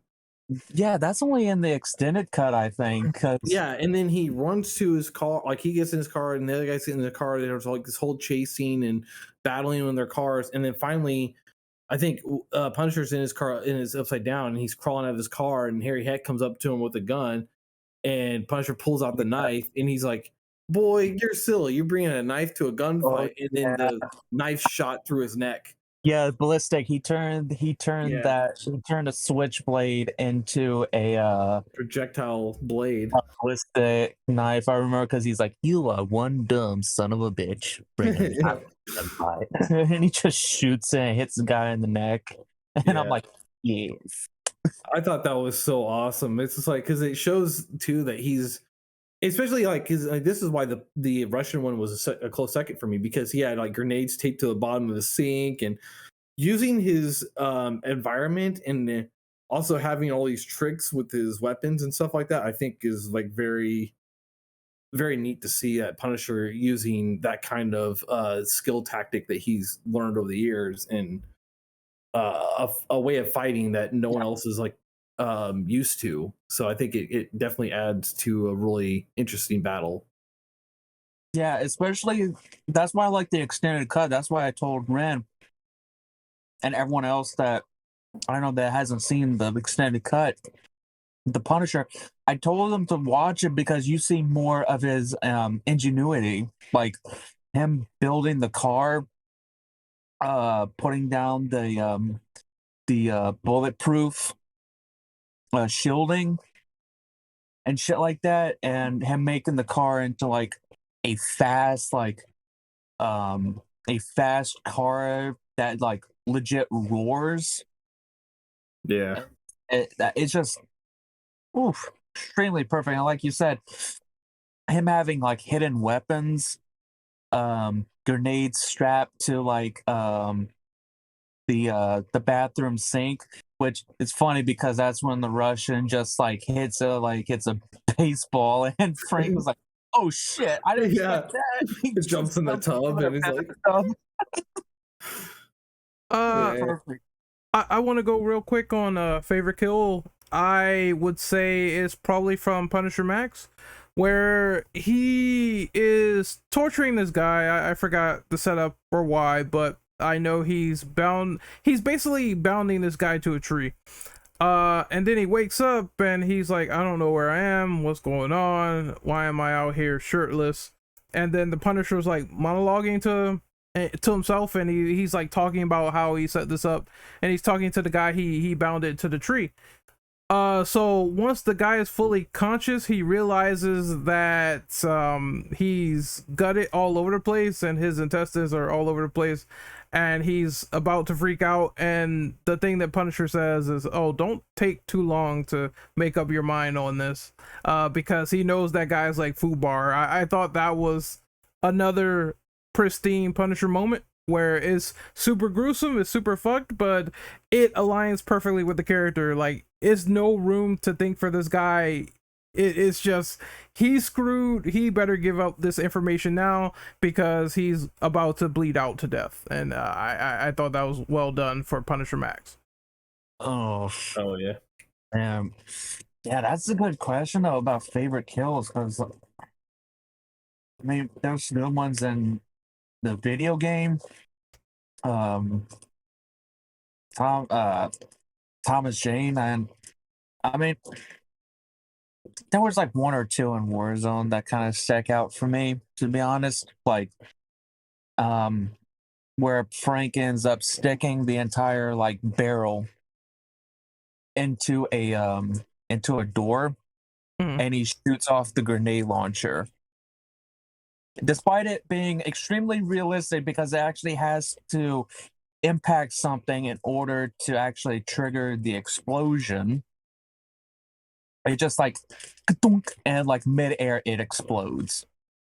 Unless the grenade, it was designed to like go off like instantly as soon as they like got triggered. I guess I don't know what it was, but I don't know because there was a lot of good ones in. It's a lot of them. Another honorable mention, I guess I could say, is the prison scene in Daredevil season 2, because it I just thought you were gonna say the shark. well, the shark is cool. I would add that too, but the prison scene, like, it just gets worse and worse and worse and worse. And oh, this guy gets his eye gouged out and stabbed in the throat. It gets worse and worse and worse. And then one thing I'm not sure if people notice, but once he finally is done, there's like a bloody skull on his prison guard. And and I noticed that like instantly. I'm like, oh, there it is. It's just symbolized in blood now. Yeah. I did like that. Thomas Jane. I can't really think of any. Well, maybe the 2005 game where Frank ends up.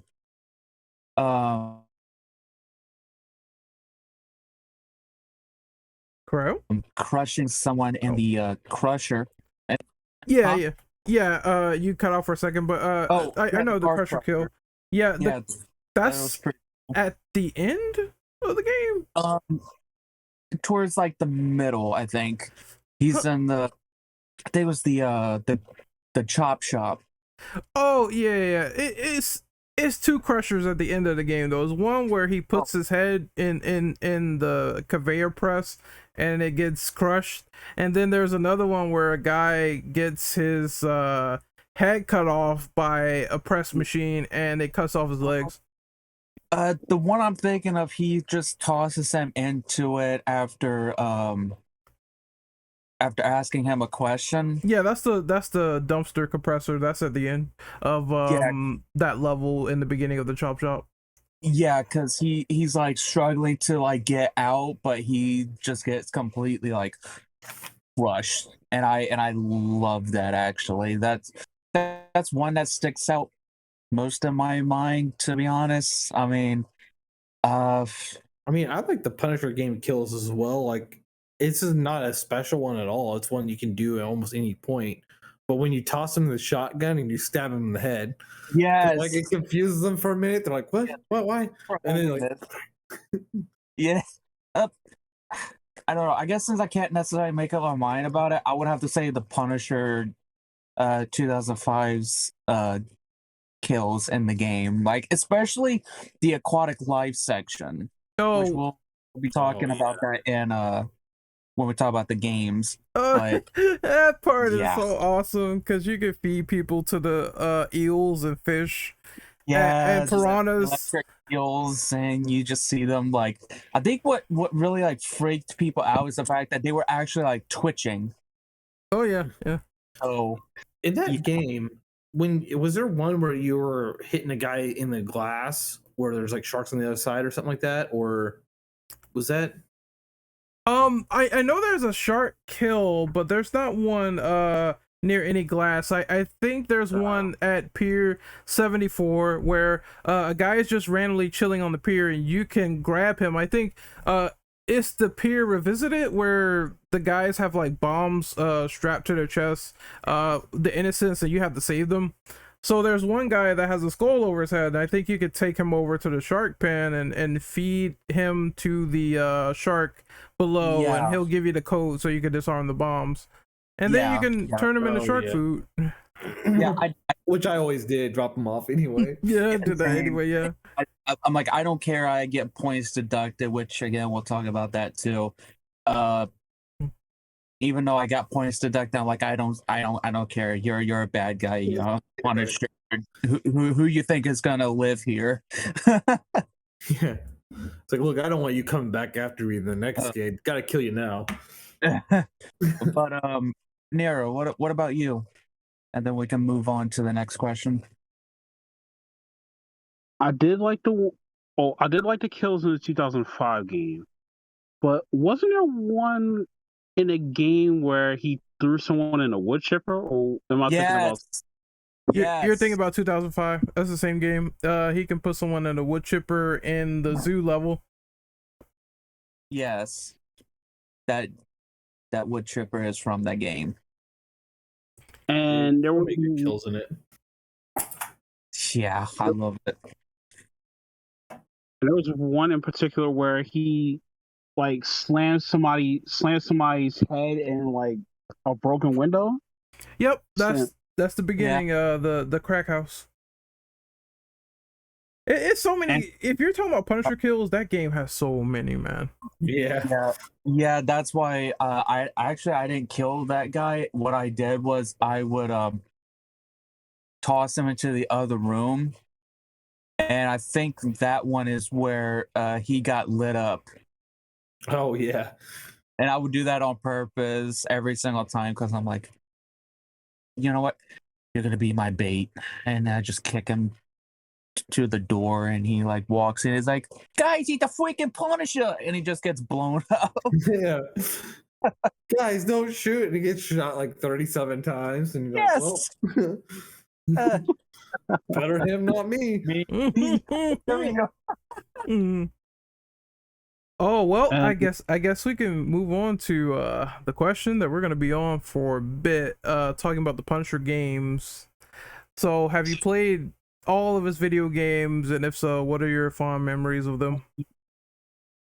I've only played that 2005 one we're talking about, but I can tell you right now, I beat that game forward, backwards, upside Yeah. down. I've done everything in that game because I just loved it so much. I feel like as Punisher games go, I didn't have to play another one because that was it. Yeah, I played the PS2 game. Actually, I have the disc in my room, and I also have the PC game. I've played both those like many times, and like speaking of which, for anyone here or the audience that's into like emulating or anything like that, PS2 apparently is supposed to be getting achievements from retro achievements. So, I mean, most likely someone's going to do an achievement list for the Punisher. So, you damn bet I'm going to play that damn game again to get them achievements. I was Hell so yeah. I was so obsessed with that 2005 video game that I decided to do an entire gold medal run of just it's now in Punisher Flay or whatever, you get deducted points for killing people in interrogations after breaking them. Yeah. So that run was based on not doing that and getting as many combo multipliers as possible because they treat the points like an arcade system where if you kill this person you get X amount of points, etc., or if you do this and do that. So it was fun, but it was tedious and interesting to do some strategies on YouTube for it, which I highly, recommend checking it out if you're trying to do that on hard mode. But that game was very, very good. Just mission structure set up to where Punisher is in these crazy scenarios and you have to kill all these people in a variety of ways. I thought the best levels were either the zoo level where you kill everyone with every animal possible and you can pin someone with a rhino and he'll get like gutted by it, or it was the level where you're in the prison because it's all prison based stuff, so you can hang someone. I'm like, holy shit, this is crazy. Like You can smash their body with the prison bars. Yeah, you can smash their body with the prison bars, or you could drown someone in the toilet. It's just, or you can I'm a mean swirly. you could put someone in a steamer and they'll like burn to death. That level was insanity, and I think that game is just the definitive Punisher game. Like if you're looking for examples, it's sort of like how the basis of Spider-Man was Spider-Man 2 on the PS2, and then Spider-Man on PS4 just built on top of that. If they're gonna make any type of new Punisher game whatsoever, the basis is already there with that 2005 video game. Definitely agree, because that was the first Punisher game I played, and even though you got points deducted for doing the kills, the special kills, I'm like, I don't care. I'm the Punisher. I'll get those points back. Um, it was just extremely cool, especially rage mode. I could have sworn if you got close up to somebody, you would actually stab them in the stomach multiple times. There were ones where you slit people's throats. There's one where he could punch the person's head off, like slaughter mode. That was cool. Yeah, like, oh my god. So it's just like they went like full on like ham with that. And Thomas Jane, like we haven't even talked about Thomas Jane's performance in that Punisher game. Like, holy shit. It's if more, you thought his performance in the movie was good and the game was even better. people say, he's monotone, but it's more akin to Punisher Max. So that's literally the Punisher that people were asking for, like, for a long time. So, well, yeah, you can also tell because of his hairstyle. Yep.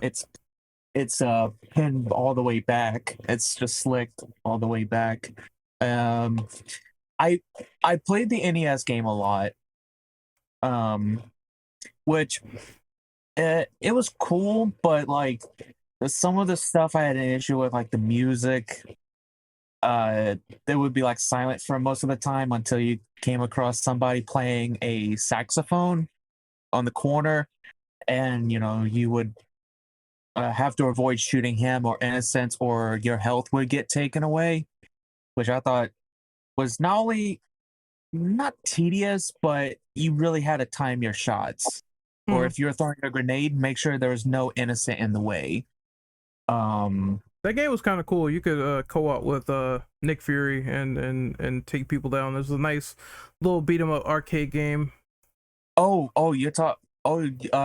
the Sega Genesis port and the Mega Drive port of the Punisher on arcade was really good. I only played the arcade version by Capcom, and that game was pretty freaking awesome too. Like, holy crap.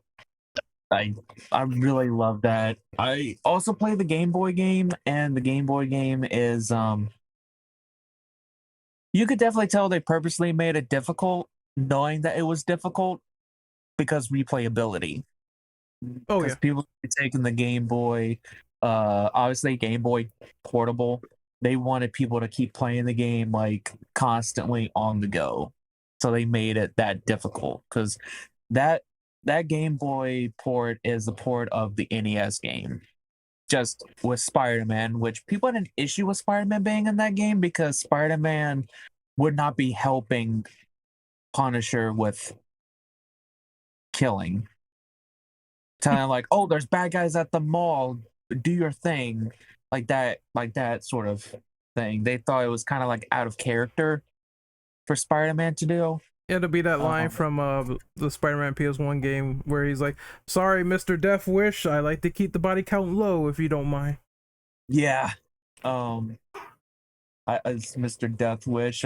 Yeah, that's a play on words reference to The Death Wish movie, I assume. Yeah. Yeah. But yeah, like those are the games that I play. Like, I definitely do recommend the NES game, especially the ROM hack for it, which they made his movement speed a bit more fluid, faster. And also, for those at the audience that are listening to this podcast, definitely recommend the Punisher 2005 game. Like, that game is awesome. It doesn't matter if it's on PlayStation, Xbox, PC. Get it somehow. Get it. Worth the money. Take it from us. Take it from us. It is the definitive Punisher game. Yes. Yeah. Yeah, as Ren said, definitely. If there will ever be another Punisher game, please, RNGesus, please give us a game like this. The Punisher 2005 game is absolutely the perfect blueprint for it. We need a Steam download of this. Oh, Yeah, absolutely. I got rid of my PlayStations and Xboxes. Absolutely. Oh man, you just you're totally right on this. Like, the one game to remaster would be that one. Yeah. Yeah. I mean, it's THQ. We should all like get THQ to do it. I mean, if THQ still has like, if Marvel will let THQ Nordic do it, I mean, I will buy that game again. I'm not even shitting you. I'd be there day one. Day one, yeah, I'd be there. I think after this podcast, I would put it down for the next week. I want to tag THQ after this. I want to be like, hey THQ, if you and Marvel Games can like work something out, we definitely would like a remaster or a remake of The Punisher.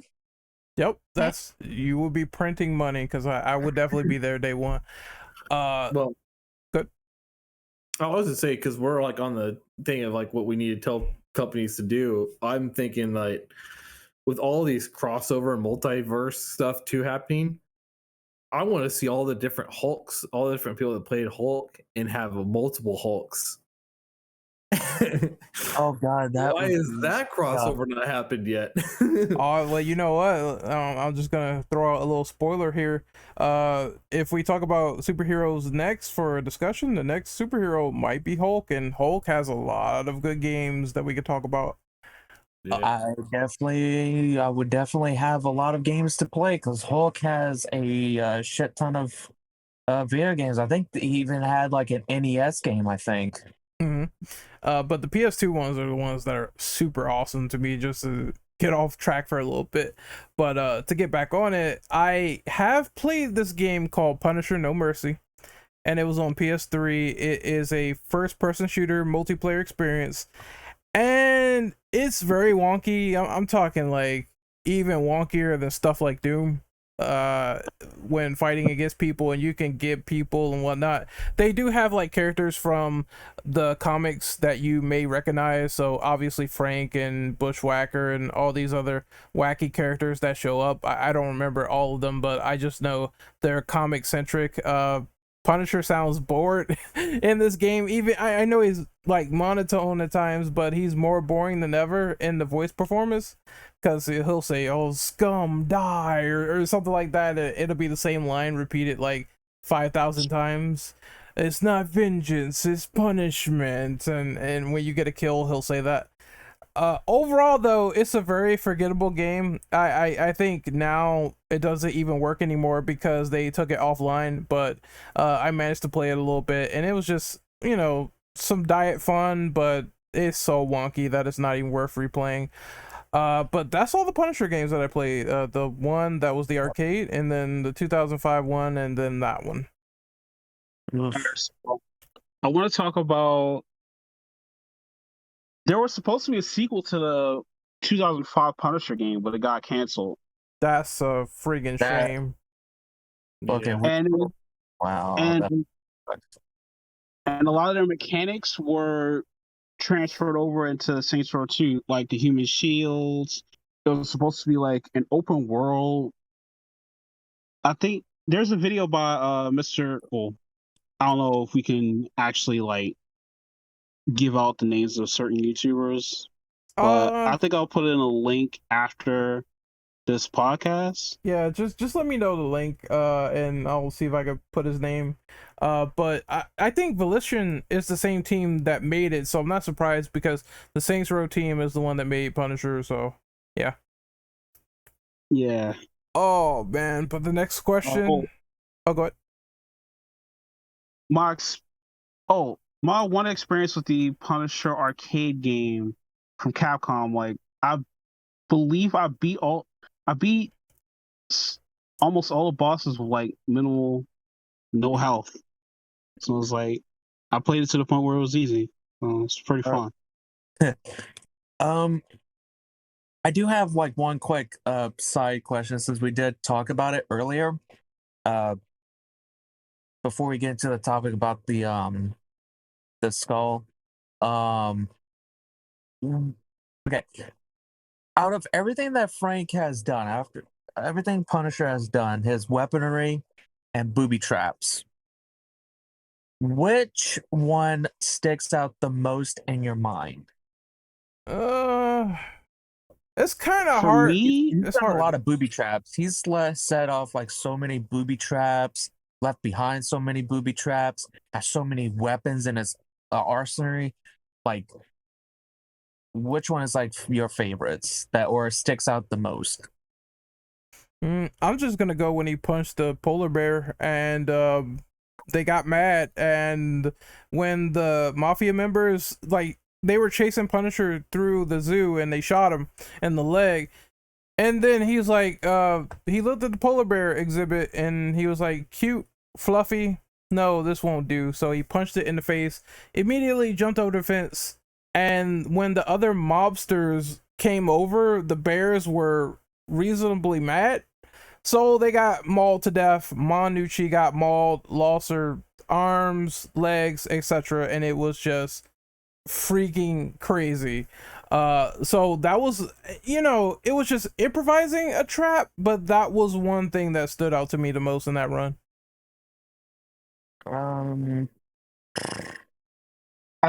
my favorite would be the time that he got his hands on the War Machine armor. Like that was crazy. Yeah. Like, he was just punishing everybody. I really liked the ones in that first movie. I liked how he modified his car. Like it was super freaking awesome. But I also have to give props to, like, the fact his apartment was also decked out too. Like, and honestly, it's a credit to how smart he is, because he's not really advertising where he lives, but he's already anticipating that somebody's going to attack him where he's at. Yep. Yeah. So he has guns, knives, bombs, tripwires all over the place. Yeah. Yeah. For me, it would have to be that kill that I mentioned a while ago with the lady that he ended up killing when she was going after innocent like taxi drivers. Him modifying his vehicle and having a loaded shotgun under the seat, and he had the glass that separates the taxi driver and the passenger. It's bulletproof, and shatterproof, so she could not like get out of the car whatsoever. It was like its own little like glass cage. We didn't talk about it, but pushed a button, yeah, and she ends up getting her head like blown off, and Nirvana style, and just I like that because like he legit decked out that taxi to be like a actual like prison. yeah, we didn't talk about it, but that battle van is awesome. Yes, it's so great. Him riding around in that, and it's just filled to the brim with a lot of nasty activity with the weapons and everything. So I always liked it because it was like almost like a secondary character that people really don't talk about. Like that van is cool. Him riding up and doing a lot of shit with it. Also, it's a nice hideout place as well because Punisher can't be in his apartment all the time because the enemies are gonna come for him. I just thought of something. Least favorite kill would have to be Microchip. From what? The one where he just decides, despite working with the Punisher, he ends up like betraying him and gets his head blown off.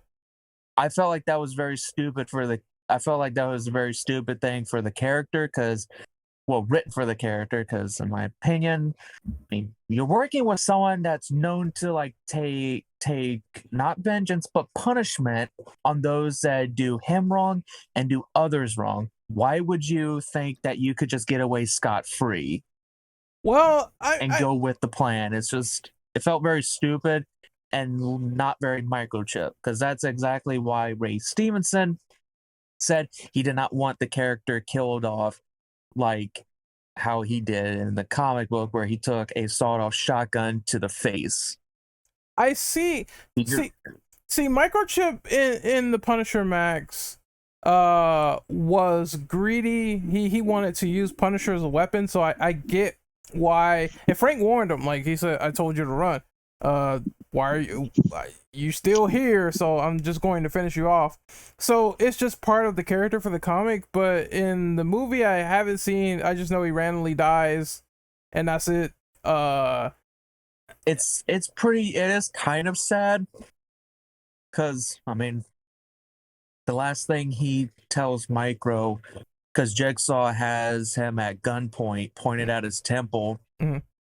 and he has him like choose between the cop, the undercover FBI agent's wife and kid. His brother is pointing a gun at the both of them, and Jigsaw has a gun pointed at Micro, and he's like, tells him, you got one bullet left in your revolver, choose which one you want to live or die. So he really is very- Jigsaw. Yeah, which is very funny.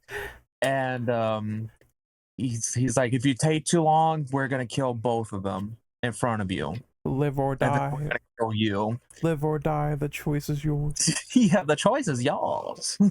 But he ends up telling Micro, he's like, you won't feel a thing, Micro. And then he points the gun to his brother and shoots his brother's brains out, which Jigsaw, in retaliation, shoots Micro in the head. Yep, I remember that. So Ray Stevenson said like he felt like that was more of a fitting end to his character, at least the way he was written for the movie. Wayne Knight. I love Wayne Knight. Oh boy! All right, This kind of went back to that when we were talking about the vehicle thing. I just wanted to add real quick that I just realized how close to another character with that whole way how he does his vehicles and modifies them and messes with them, and he kind of reminds me of Kurt Russell in Death Proof almost. Oh yeah. It's kind of like a yeah. it's got that kind of feeling to it almost. It's kind of funny. Well, the next question is going to be controversial, so just bear in mind. The skull is an iconic part of the Punisher, and lately there has been controversy around it, with cops using the Punisher skull on their cars or bumpers.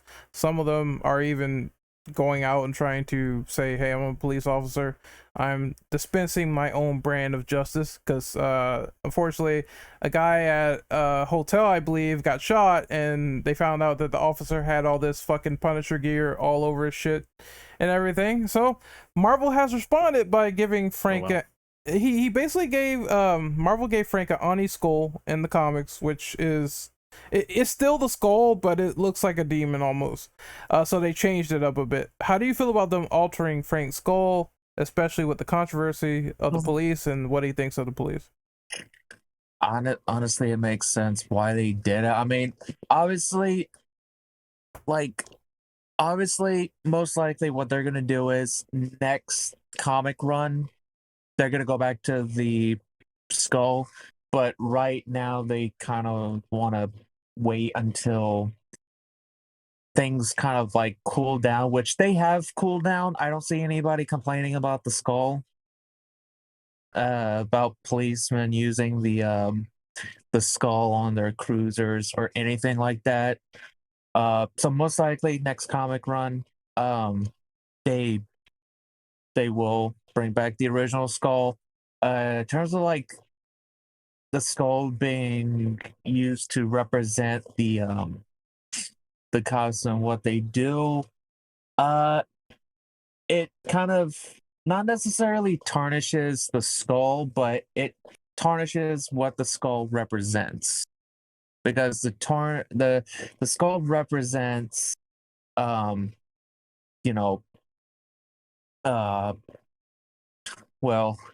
fairness and just and punishment. Fairness and you're gonna get killed, and just means, well, your justice is going to be served, and punishment you're gonna get punished for what you've done to hurt innocents. But and it's also represents like how the justice system failed Frank. It represents how the justice system failed Frank and so many other people. That's why he took on the Punisher mantle to do what the cops cannot do. Because he's even said that multiple times to cops that try to do what he did. He's like, you guys can't act outside the law. I can. You guys have red tape that you have to clear before you could do anything. I don't have any kind of tape. So that's my thoughts on it. I don't mind the Oni skull, but it for me it doesn't beat the classic skull. Yeah. Noob, do you want to go next? Yeah.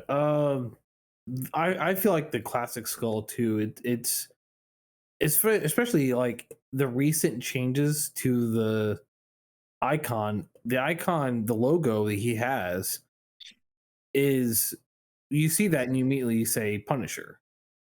You know, like you don't do that with like Captain America's shield doesn't change just because people are like, well, I'm offended because I'm not from America, I'm actually Canadian or something like that. Like, well, you need to change that too. Like, I mean, I get this is more of like a violence thing or everything else, but I think it's also dumb to change something because it's a way of media. People should be responsible for their actions, whatever they do. You know, it shouldn't be, well, that show did this, so now we have to punish the show. It's kind of like the whole video games and violence thing, you know, and shootings and stuff like that. It's like, well, you can't really blame a video game for somebody shooting place. They made the choice of buying the gun, the bullets, and all that stuff. So that's a choice that they made, you know. As far as forms of entertainment, I love Punisher and I love everything about it, and I'll read all the comics and play the games. But I don't think I'm gonna go out and try to punish criminals. It's a little bit outlandish, you know.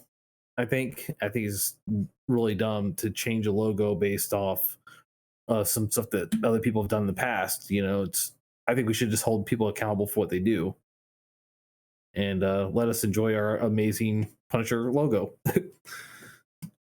Nero? I feel like, yeah, I'm here. What I feel about this whole skull situation, they'll change it back eventually. I'm not really too concerned about it. But in terms of war, I feel like it's just, I feel like the police that actually did have the Punisher's logo is just like, it just really disrespecting it. It's like what the others said, like the justice system failed Frank. So why would the police officers use that logo anyway? Yeah, I will add one thing to that. It's also disrespectful to the original creator of the skull because he created the skull as a way of, because even he said like the police, they can't do what Frank can do, the justice system can't do what Frank can do, that the justice system has failed people multiple times. And even he's like, the fact that cops, just law enforcement in general, are using the skull for themselves, it kind of tarnishes and diminishes the Punisher and the skull's meaning. Because I think that's what the creator had actually said about it. Then I have to agree with him. It's kind of like using a logo for something that's like the polar opposite of what it's supposed to represent. Well, everyone knows what I'm going to say. I'm going to say this is why we can't have nice things, because you're gonna have assholes trying to do all the stupid shit and not separating reality from fiction. So because of that, this is why Marvel's like, we don't want any heat with this, so we're gonna change it for now. I do think it's gonna be temporary, like people have said. But once again, you know how media and people are, and how folks will say, "Oh, you're doing this. This is tone deaf." So I see exactly why they did it. At the same time, you know, these cops doing all this stuff, I do agree with Noob. They need to be held accountable for their actions. So it doesn't necessarily reflect on the Punisher character or anything, because once again, as people have pointed out, the Punisher does not like the police. He, excuse me, but in one comic panel, he actually, I think the cops try to get his autograph or something. I just know that it's some social media crap. And I remember he takes it and he rips it up and he says, "What are you guys doing? What are you doing? If you do this again, like, could you fuck off with this?" Like, I just remember that. And it's like, they have, if people are doing this and they're legit about it, they have the Punisher's morality 100% backwards. He does not like you guys, so why are you trying to put all this shit on your cars and bumpers? I can understand, hey, I like it, it looks cool, but he doesn't like the police, so it doesn't make sense. He said, I think he gets close up to the cop's face, one of them, and he's like, I think he said, "I'm not your hero. If you want a hero, there's Captain America." There's Captain America. Yeah, I do remember that line. Because again, it doesn't. The skull does not symbolize what the cops stand for. He made that because the system failed him, and the only way to dispense justice is by punishing criminals. Which the cops, you know, don't do. They're supposed to operate inside of law and, you know, try to arrest the guy a little bit first, unless he gets a dangerous weapon out, and then they take him out. But it's not in the style of the Punisher, where he goes out at night and he seeks these people and he tries to bring vengeance to them for hurting the innocent. That's something that the police code does not do. Yeah, that's why, and if either Born Again or in the Punisher's own show, please Marvel, make it happen. John really wants to do it again. I agree. I really hope he does the line of where either he's talking to a cop or maybe like a civilian. He just gets close up to their face and says, you know, "I'm not your hero. If you want a hero, there's Daredevil, or there's Captain America." I can see him doing that, actually. That'd be great to sort of migrate that in. But at the end of the day, it's just, I think it's gonna die down. It's unfortunate that people are kind of, you know, putting Marvel on their back foot about it, and it's like, either we respond or don't. I don't know. But I think they ultimately had to, and they decided to do this run. But I think it's going to revert back once they see, hey, it's not as much buzz as it was when we did this article. So I think eventually it's gonna die down. Well, I mean, Marvel's already like talked about it too. They said they don't stand for it. What the cops did. I think they publicly said that they don't support what they did with the skull, and they also also, like, remember, most likely the Punisher is going to have his show relatively soon, because it seems like they may bring back the Netflix shows little by little. Just keep Iron Fist last. Right.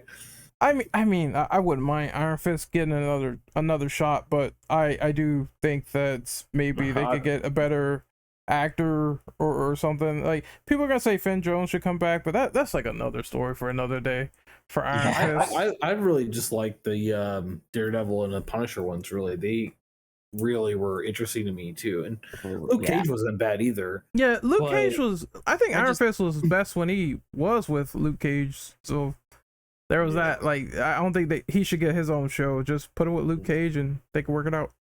Yeah, I just like Daredevil and Punisher's interactions on the roof, like especially with John Bernthal's like voice just going like saying very calmly, by the way. He's saying this very nonchalant, like, and he's just, I think he's like getting his tools ready and shit like that. Mm. And he's like, you know, you're one bad day from becoming me, Red.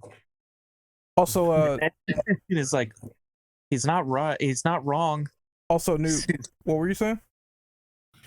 Oh, just like the only thing is I just didn't like.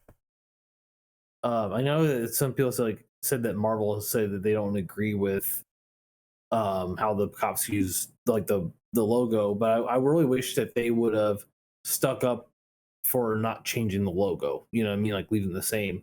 If they would have been like, look, people need to be held responsible for their actions. I mean, this is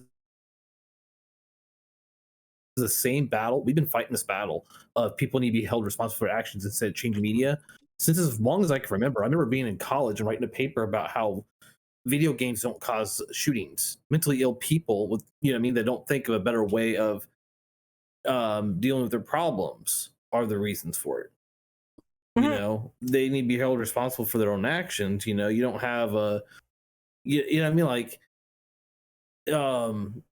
Counter-Strike wasn't the reason for Columbine happening. It was a misfit kid who's been bullied or, you know what I mean, grew up in a wrong kind of home that was decided he was going to buy a gun, buy bullets, make a whole, like, there's a lot that goes into that kind of stuff. So, like, just like the cops with their actions and what they did with their vehicles to make it all look like that, this is all planned. Like, they planned on doing all that stuff and everything else. But it doesn't mean that that's how everybody that likes that content is like that. I mean, that's just a small portion of people. Yeah. So why is everything changing for, you know what I mean? One bad apple. Like, why is one bad apple changing how everyone else is? It's like, there's always going to be one bad person in every group. Why are they changing how things are instead of we realizing that that's the person that's, you know, I mean, we need to focus on that person, but don't change everything else because of that person, but let that person know that it's not okay what they did. Yeah, I agree. Well, It's hold on, Cry, I'm gonna let you go real quick, but I agree, but again, I think it all still goes back to the this is why we can't have nice things and people, because of the press junkets and everything that will possibly call them tone deaf. They didn't want any of that heat on their back. And considering that everyone's speculating that once it's over, they're gonna revert back anyway, because this is only like one run where it has changed. We haven't seen Frank outside of that for like the media, but we know that people are speculating if they do get him back for Born Again, it's going to be John Bernthal, and previously he had the skull. But then again, there are people saying, hey, this might be a little bit of a soft reboot as we get people into the MCU. So I don't know how far that's going to go, but from the She-Hulk thing that I saw with Daredevil and him talking, he seems like essentially the same character. So I do firmly believe they just don't want the controversy right now, which is why they're sort of changing it. But I do agree that, you know, it's those people that are doing it, and even the creator himself said, hey, this is not cool, man, this is not what we made the skull for, so you guys doing this, you know, stop it. Like he straight up said that to those people. So I agree, that should have been just left there and be like, you know, we're not responsible, we're gonna do what we want, and if people do this stuff then it's all their fault, which is true. It is all their fault. Yeah, I mean, I will say, like, at least the skull, I mean, because every single run of the Punisher, the skull has never necessarily remained the same. No, it Either changed in some way, yeah. Either like the bottom of it gets more elongated, or shortened. The eyes opened a little bit more. The skull is a little bit bigger, or it's just a massive redesign. Because I know for a brief moment in time after the Thomas Jane Punisher, they started using that skull symbol as like a basis That was always my favorite skull. I do agree because I actually have the shirt in my closet. I actually they didn't have the shirts for a while, so I made my own shirt, and my brother was like, "Dude, that looks so wicked. Make me one too." Made him one too, and then eventually they started selling that one, and then now we just bought those. I definitely have to get more of those shirts, to be honest. But at least like with the skull that they use now, I mean in Japanese culture, the oni, it used to be representing like a murderous demon, but and I forgot how many years it's been, but it now represents as a symbol of warding off evil. And so it does fit in with, the Punisher, how the skull is the last thing that they see, and it's supposed to ward off evil. So, so it does make sense. At least they did it like that, and they didn't change it too drastically. I will give Marvel that. It still sucks that they changed it for a brief moment in time, but at least they still stuck true to the whole idea, the symbolism of that skull. And they just kept it with like the Oni. There's just this normal skull with the horns on it. Yeah, I think So, that's one of the main reasons why I was so upset with why they're changing it, because it's like the symbol means something. It's kind of like the bat signal. Like, you wouldn't change the bat signal just because somebody's going around dressing themselves up like Batman. Like, that's the symbol that, what I mean? That's a symbol and it means something. So to do the same thing to like Punisher, like, it's just, I don't know. I think ultimately it'll be fine. Yeah. But I mean, it'll like I be said, fine. at least they didn't change it too drastically. Yeah, ultimately it's just gonna be fine. Like, they're gonna see this. This basically gets the heat off their back to decry anyone saying that they're being tone deaf, and then when it's time to bring Punisher in other mediums, or because in this run, I mean, he's supposed to be like a samurai sort of style, so it makes sense for the run itself, and that's the way they workshopped it. But I assume once they do more Punisher iterations or find a story worth telling, then it's probably going to be a different skull entirely. So I think it's going to be water under the bridge eventually. Yeah. But we need to move on to the next few questions because we're almost like an hour in. So I'm just gonna combine them together and see what I can make. So for the final question is basically, how do you feel about Punisher villains, and how do you feel about expanding Frank's story for other mediums in the future, like games, movies? What do you want in particular? I'm gonna go first. Go ahead. Oh yeah, you go ahead. Oh, I was gonna make mine quick. Favorite Punisher villains? I would say honestly, it's gonna be between Jigsaw or Barracuda. I think those two, because Jigsaw's like, once again, that standard Punisher villain that's been there since the beginning. His face is all messed up and he looks cool, and he just tries to do things to ruin Frank's life even further. Barracuda is just absolutely nuts, ridiculous. The stuff he says is what makes him the most interesting, because he's just wild and does crazy shit, and it's what a Punisher villain needs to be. Like, the most outlandish person you could ever think of is what Barracuda is. So I would say that. As for what I want in the future going forward, more content.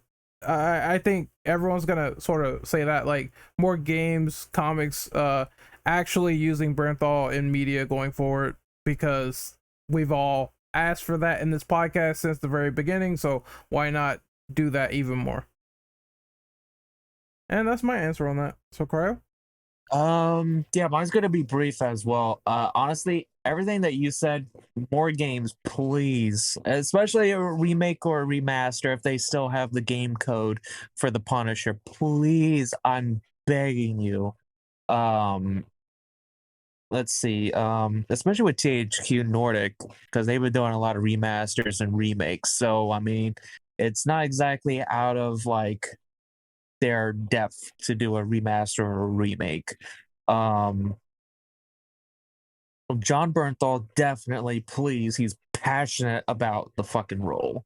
I mean, so is Charlie Cox, and he's back in the saddle again as Daredevil and Matt Murdock. Um, I definitely want to see more of his ingenuity, such as like, for example, he knows that most likely someone's going to try using his guns against him.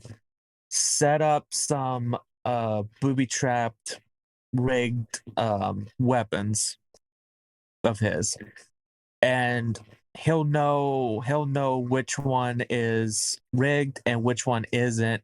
So if someone tries using the gun against him, they pull the trigger and it just like explodes in their hand. Like, I want to see shit like that, or like just booby traps in general. I mean, hell, fuck, give us the battle bus, not battle bus, the battle van. Sorry, Fortnite. Don't judge me. The battle van, that should definitely be in the show. It It exists. says that he doesn't have a battle bus. I mean, just because we haven't seen it doesn't mean you don't have one. It existed in the. I mean, it was around in the first episode of the Punisher, but considering that they're saying this soft reboot thing, I don't know how much is gonna get changed.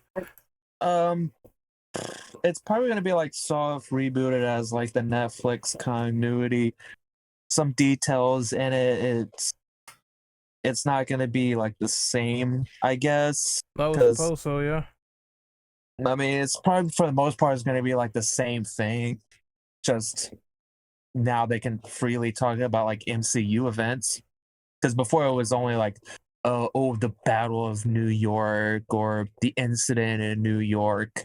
They couldn't exactly say it, but Yeah, and they didn't expand past that point, so I think it's time to finally say, hey, which Netflix Marvel character got snapped or not, because we still don't know who was who, if they're going to integrate them into the story. Did Daredevil get snapped? Yeah, did. yeah, Kingpin we know about, but Daredevil, no clue. Punisher, no clue. I want to say he does. Because remember, Ren, this ties into what I told you before, and I think you were like all up for it.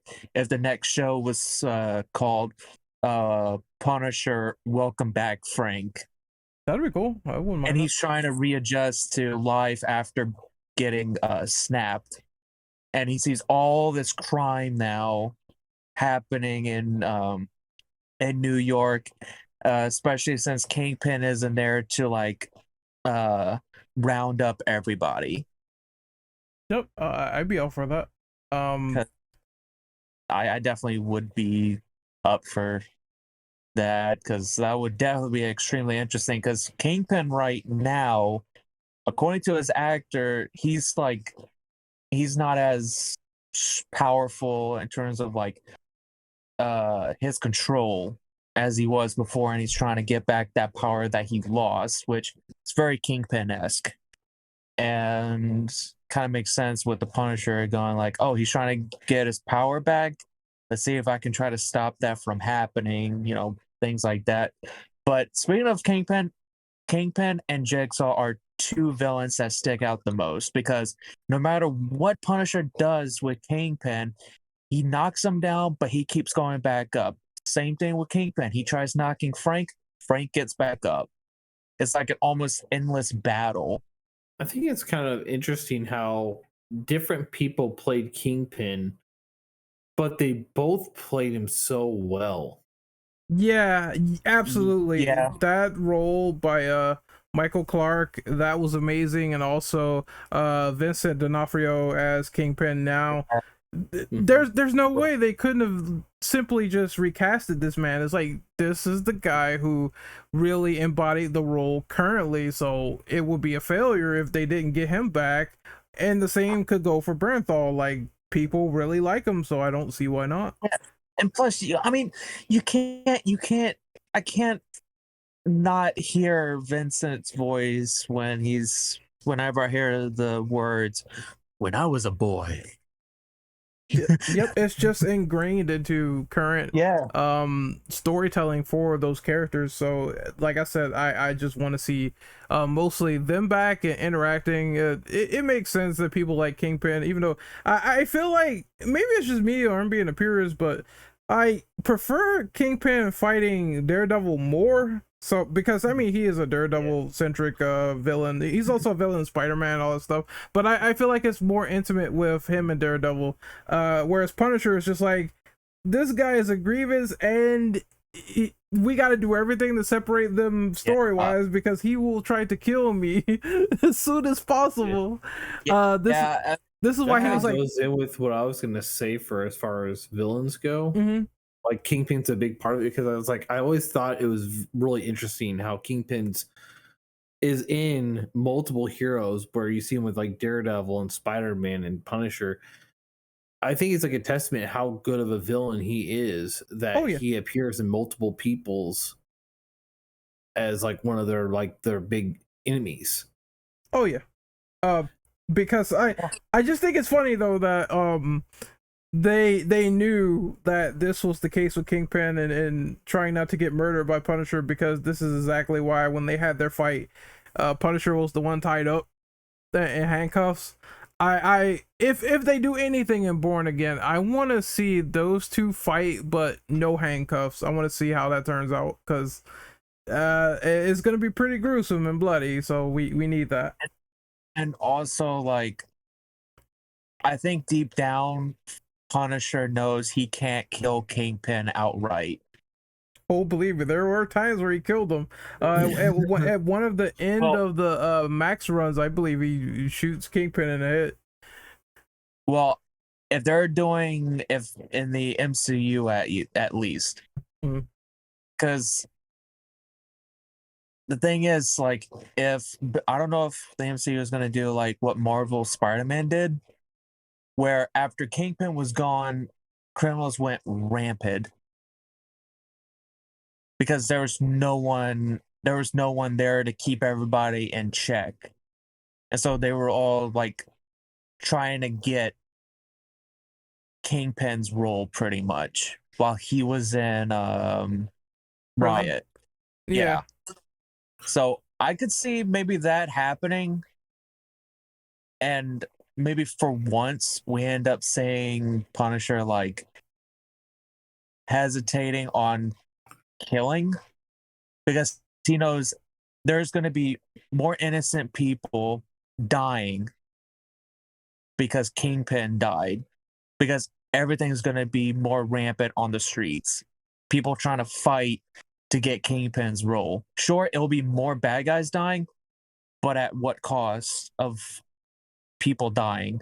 Because that means more than likely what happened to Frank is going to happen to more people now if Kingpin dies. If anything, it'll probably save him last. I'm almost wondering if what they'll do is, because we talked about the snap thing, if maybe they're going to say that Kingpin never got snapped, but Punisher did, and Kingpin used that time to get his power back. And didn't he get like a metal plate in his head or something like that? Or he has a metal plate in his head in one of the movies? In the comics. But he'll come back and he don't know that Kingpin's got a metal plate. And so when he shoots and kills him or thinks he's killed him, walks off and that's the end of it. But then it's like Kingpin still lives. So that way they can still have him as an enemy, but it'll satisfy everyone knowing that Punisher beat him. Well, the way that the actor for Kingpin talked, he did get snapped, and the way Hawkeye was set up for Kingpin, if you've seen the show yet. Yeah, I've seen it. Well, I just don't remember it though. Well, here's the thing. Yeah, the way that they build it off, it was like Kingpin doesn't have as much power as he once did, and he's scrambling to get that power back no matter the cost, no matter who he has to sacrifice. Well, here's the thing with that. I mean, even if he got snapped and came back, Echo did shoot him, so they could go with the metal plate thing in his head. Because there are people saying, "Oh, Kingpin died." Like, no, his actor is back and born again. You just have to wait for more information. Yeah, because we legit saw an Instagram post of Vincent taking a gym pic, and he's like bulk as fuck, more bulk than he was in Daredevil. And it's like, oh, they're going that route. Oh, okay. I see what you're doing. Marvel. Keep it up. Bulky Kingpin. Yes, we like. Very nice.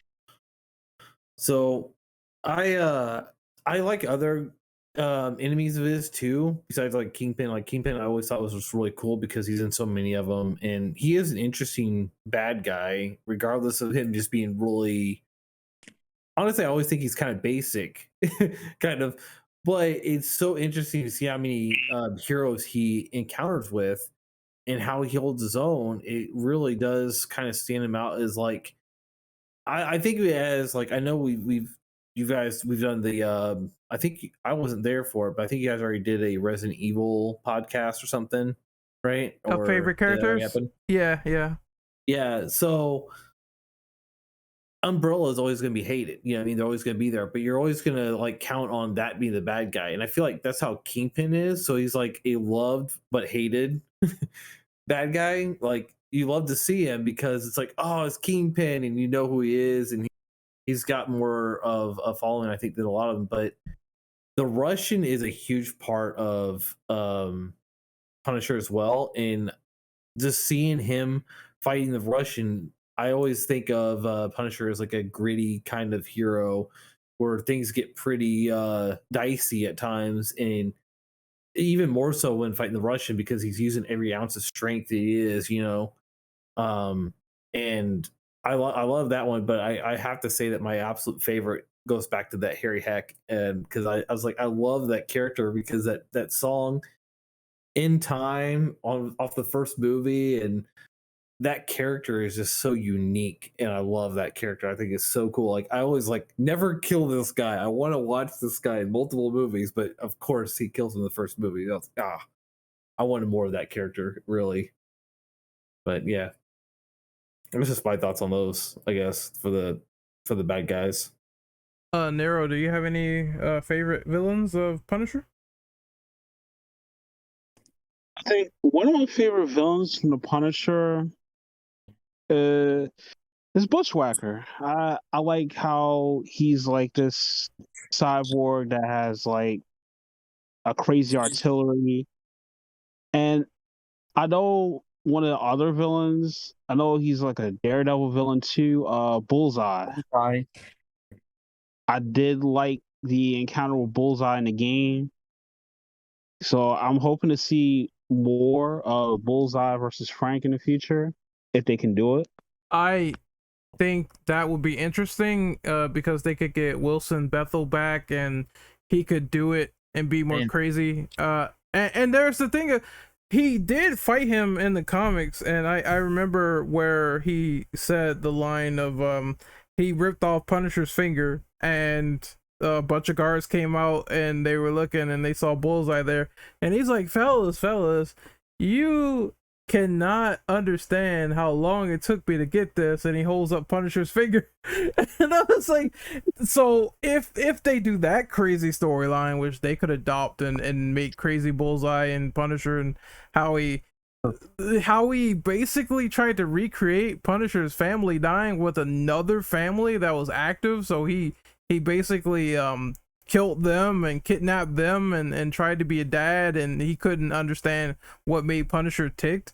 They could tap into that, and that will show how crazy Bullseye really is, because there were glimpses of it in Daredevil season 3, but not fully realized just yet. I mean, they could do it because I mean, Bullseye's body was broken, so it was broken, but usually after that accident, they fill him. Yeah, they fill his body full of adamantium, since adamantium doesn't exist yet, but they're trying to say it is. It could be vibranium or something like that. That's what I told you after I saw the last season. I think it was one night, it was just you and me in the call, and I brought it up to you, and you said, actually, I can see that. Oh, Considering adamantium hasn't been introduced yet.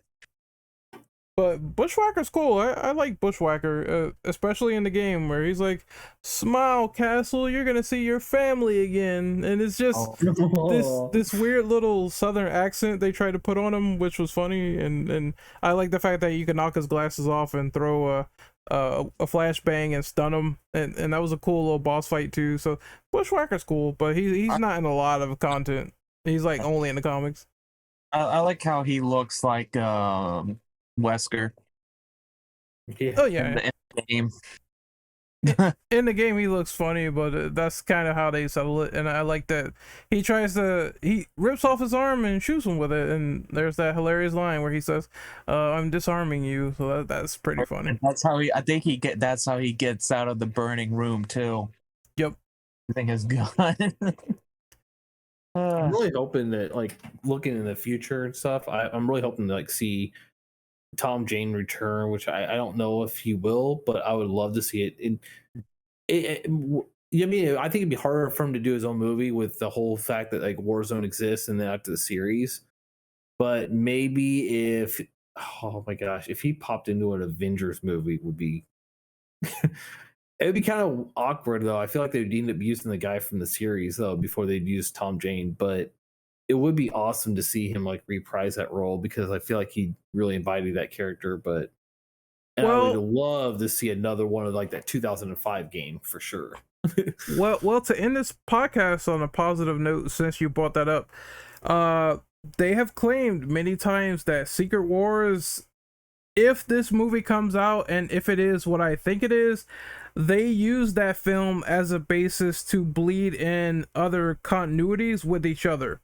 So there is the possibility that other Punishers from other universes or other characters from other universes, like multiverse. Yeah, that's going to be the big multiverse movie where you might see that stuff happen. And if it does, I'm going to be there day one because I want to see what happens after that. So it does instill a lot of hope if they do it right, and I can't wait to see it. Yeah, that's exciting. But I think this is the perfect point to do outros. This was a wonderful discussion. Thank you, gentlemen, for being here, and we're going to sign off. So we're going to give our social media now. Noob, you are the first one to go. Where can we find you on social media? On TikTok, or not TikTok. Well, yeah, on TikTok, I'm SQT space NOOB. And on Twitch, it's SQT Noob. So SQT NOOB. And yeah. Next up is Crab. You can follow me on YouTube at Cryo Gaming and Twitter under Cryo Gaming. Nero, where can we find you? I mean, you can find me on YouTube, Twitter, and Twitch under King Nero Barrage. And you can find me on Twitter at RentOperative_, Twitch at Renegade_operative, and on YouTube at Renegade Operative. And I will be uploading this to the Infinite Ammo Syndicate channel on YouTube, which is what you're going to be watching this on. Maybe Spotify too as well, because it all goes out the day after. So this was fun. Talking about the Punisher. Oh, go ahead. Oh, I was going to say one last thing. Revenge is not a valid move. It's a response. I knew that movie. This is not vengeance. It's punishment. I knew that movie was gonna get quoted. Yeah. We're signing out. Like I said, next time we do something like this, I'd be all down for talking about the Hulk, because he has a lot of cool games, a lot of cool premises, talking about that character. So maybe you'll see that next time around on the channel. Until then, we are the Infinite Ammo Syndicate. We're signing off, and hopefully you guys really enjoyed this podcast. See you later. See you. See you.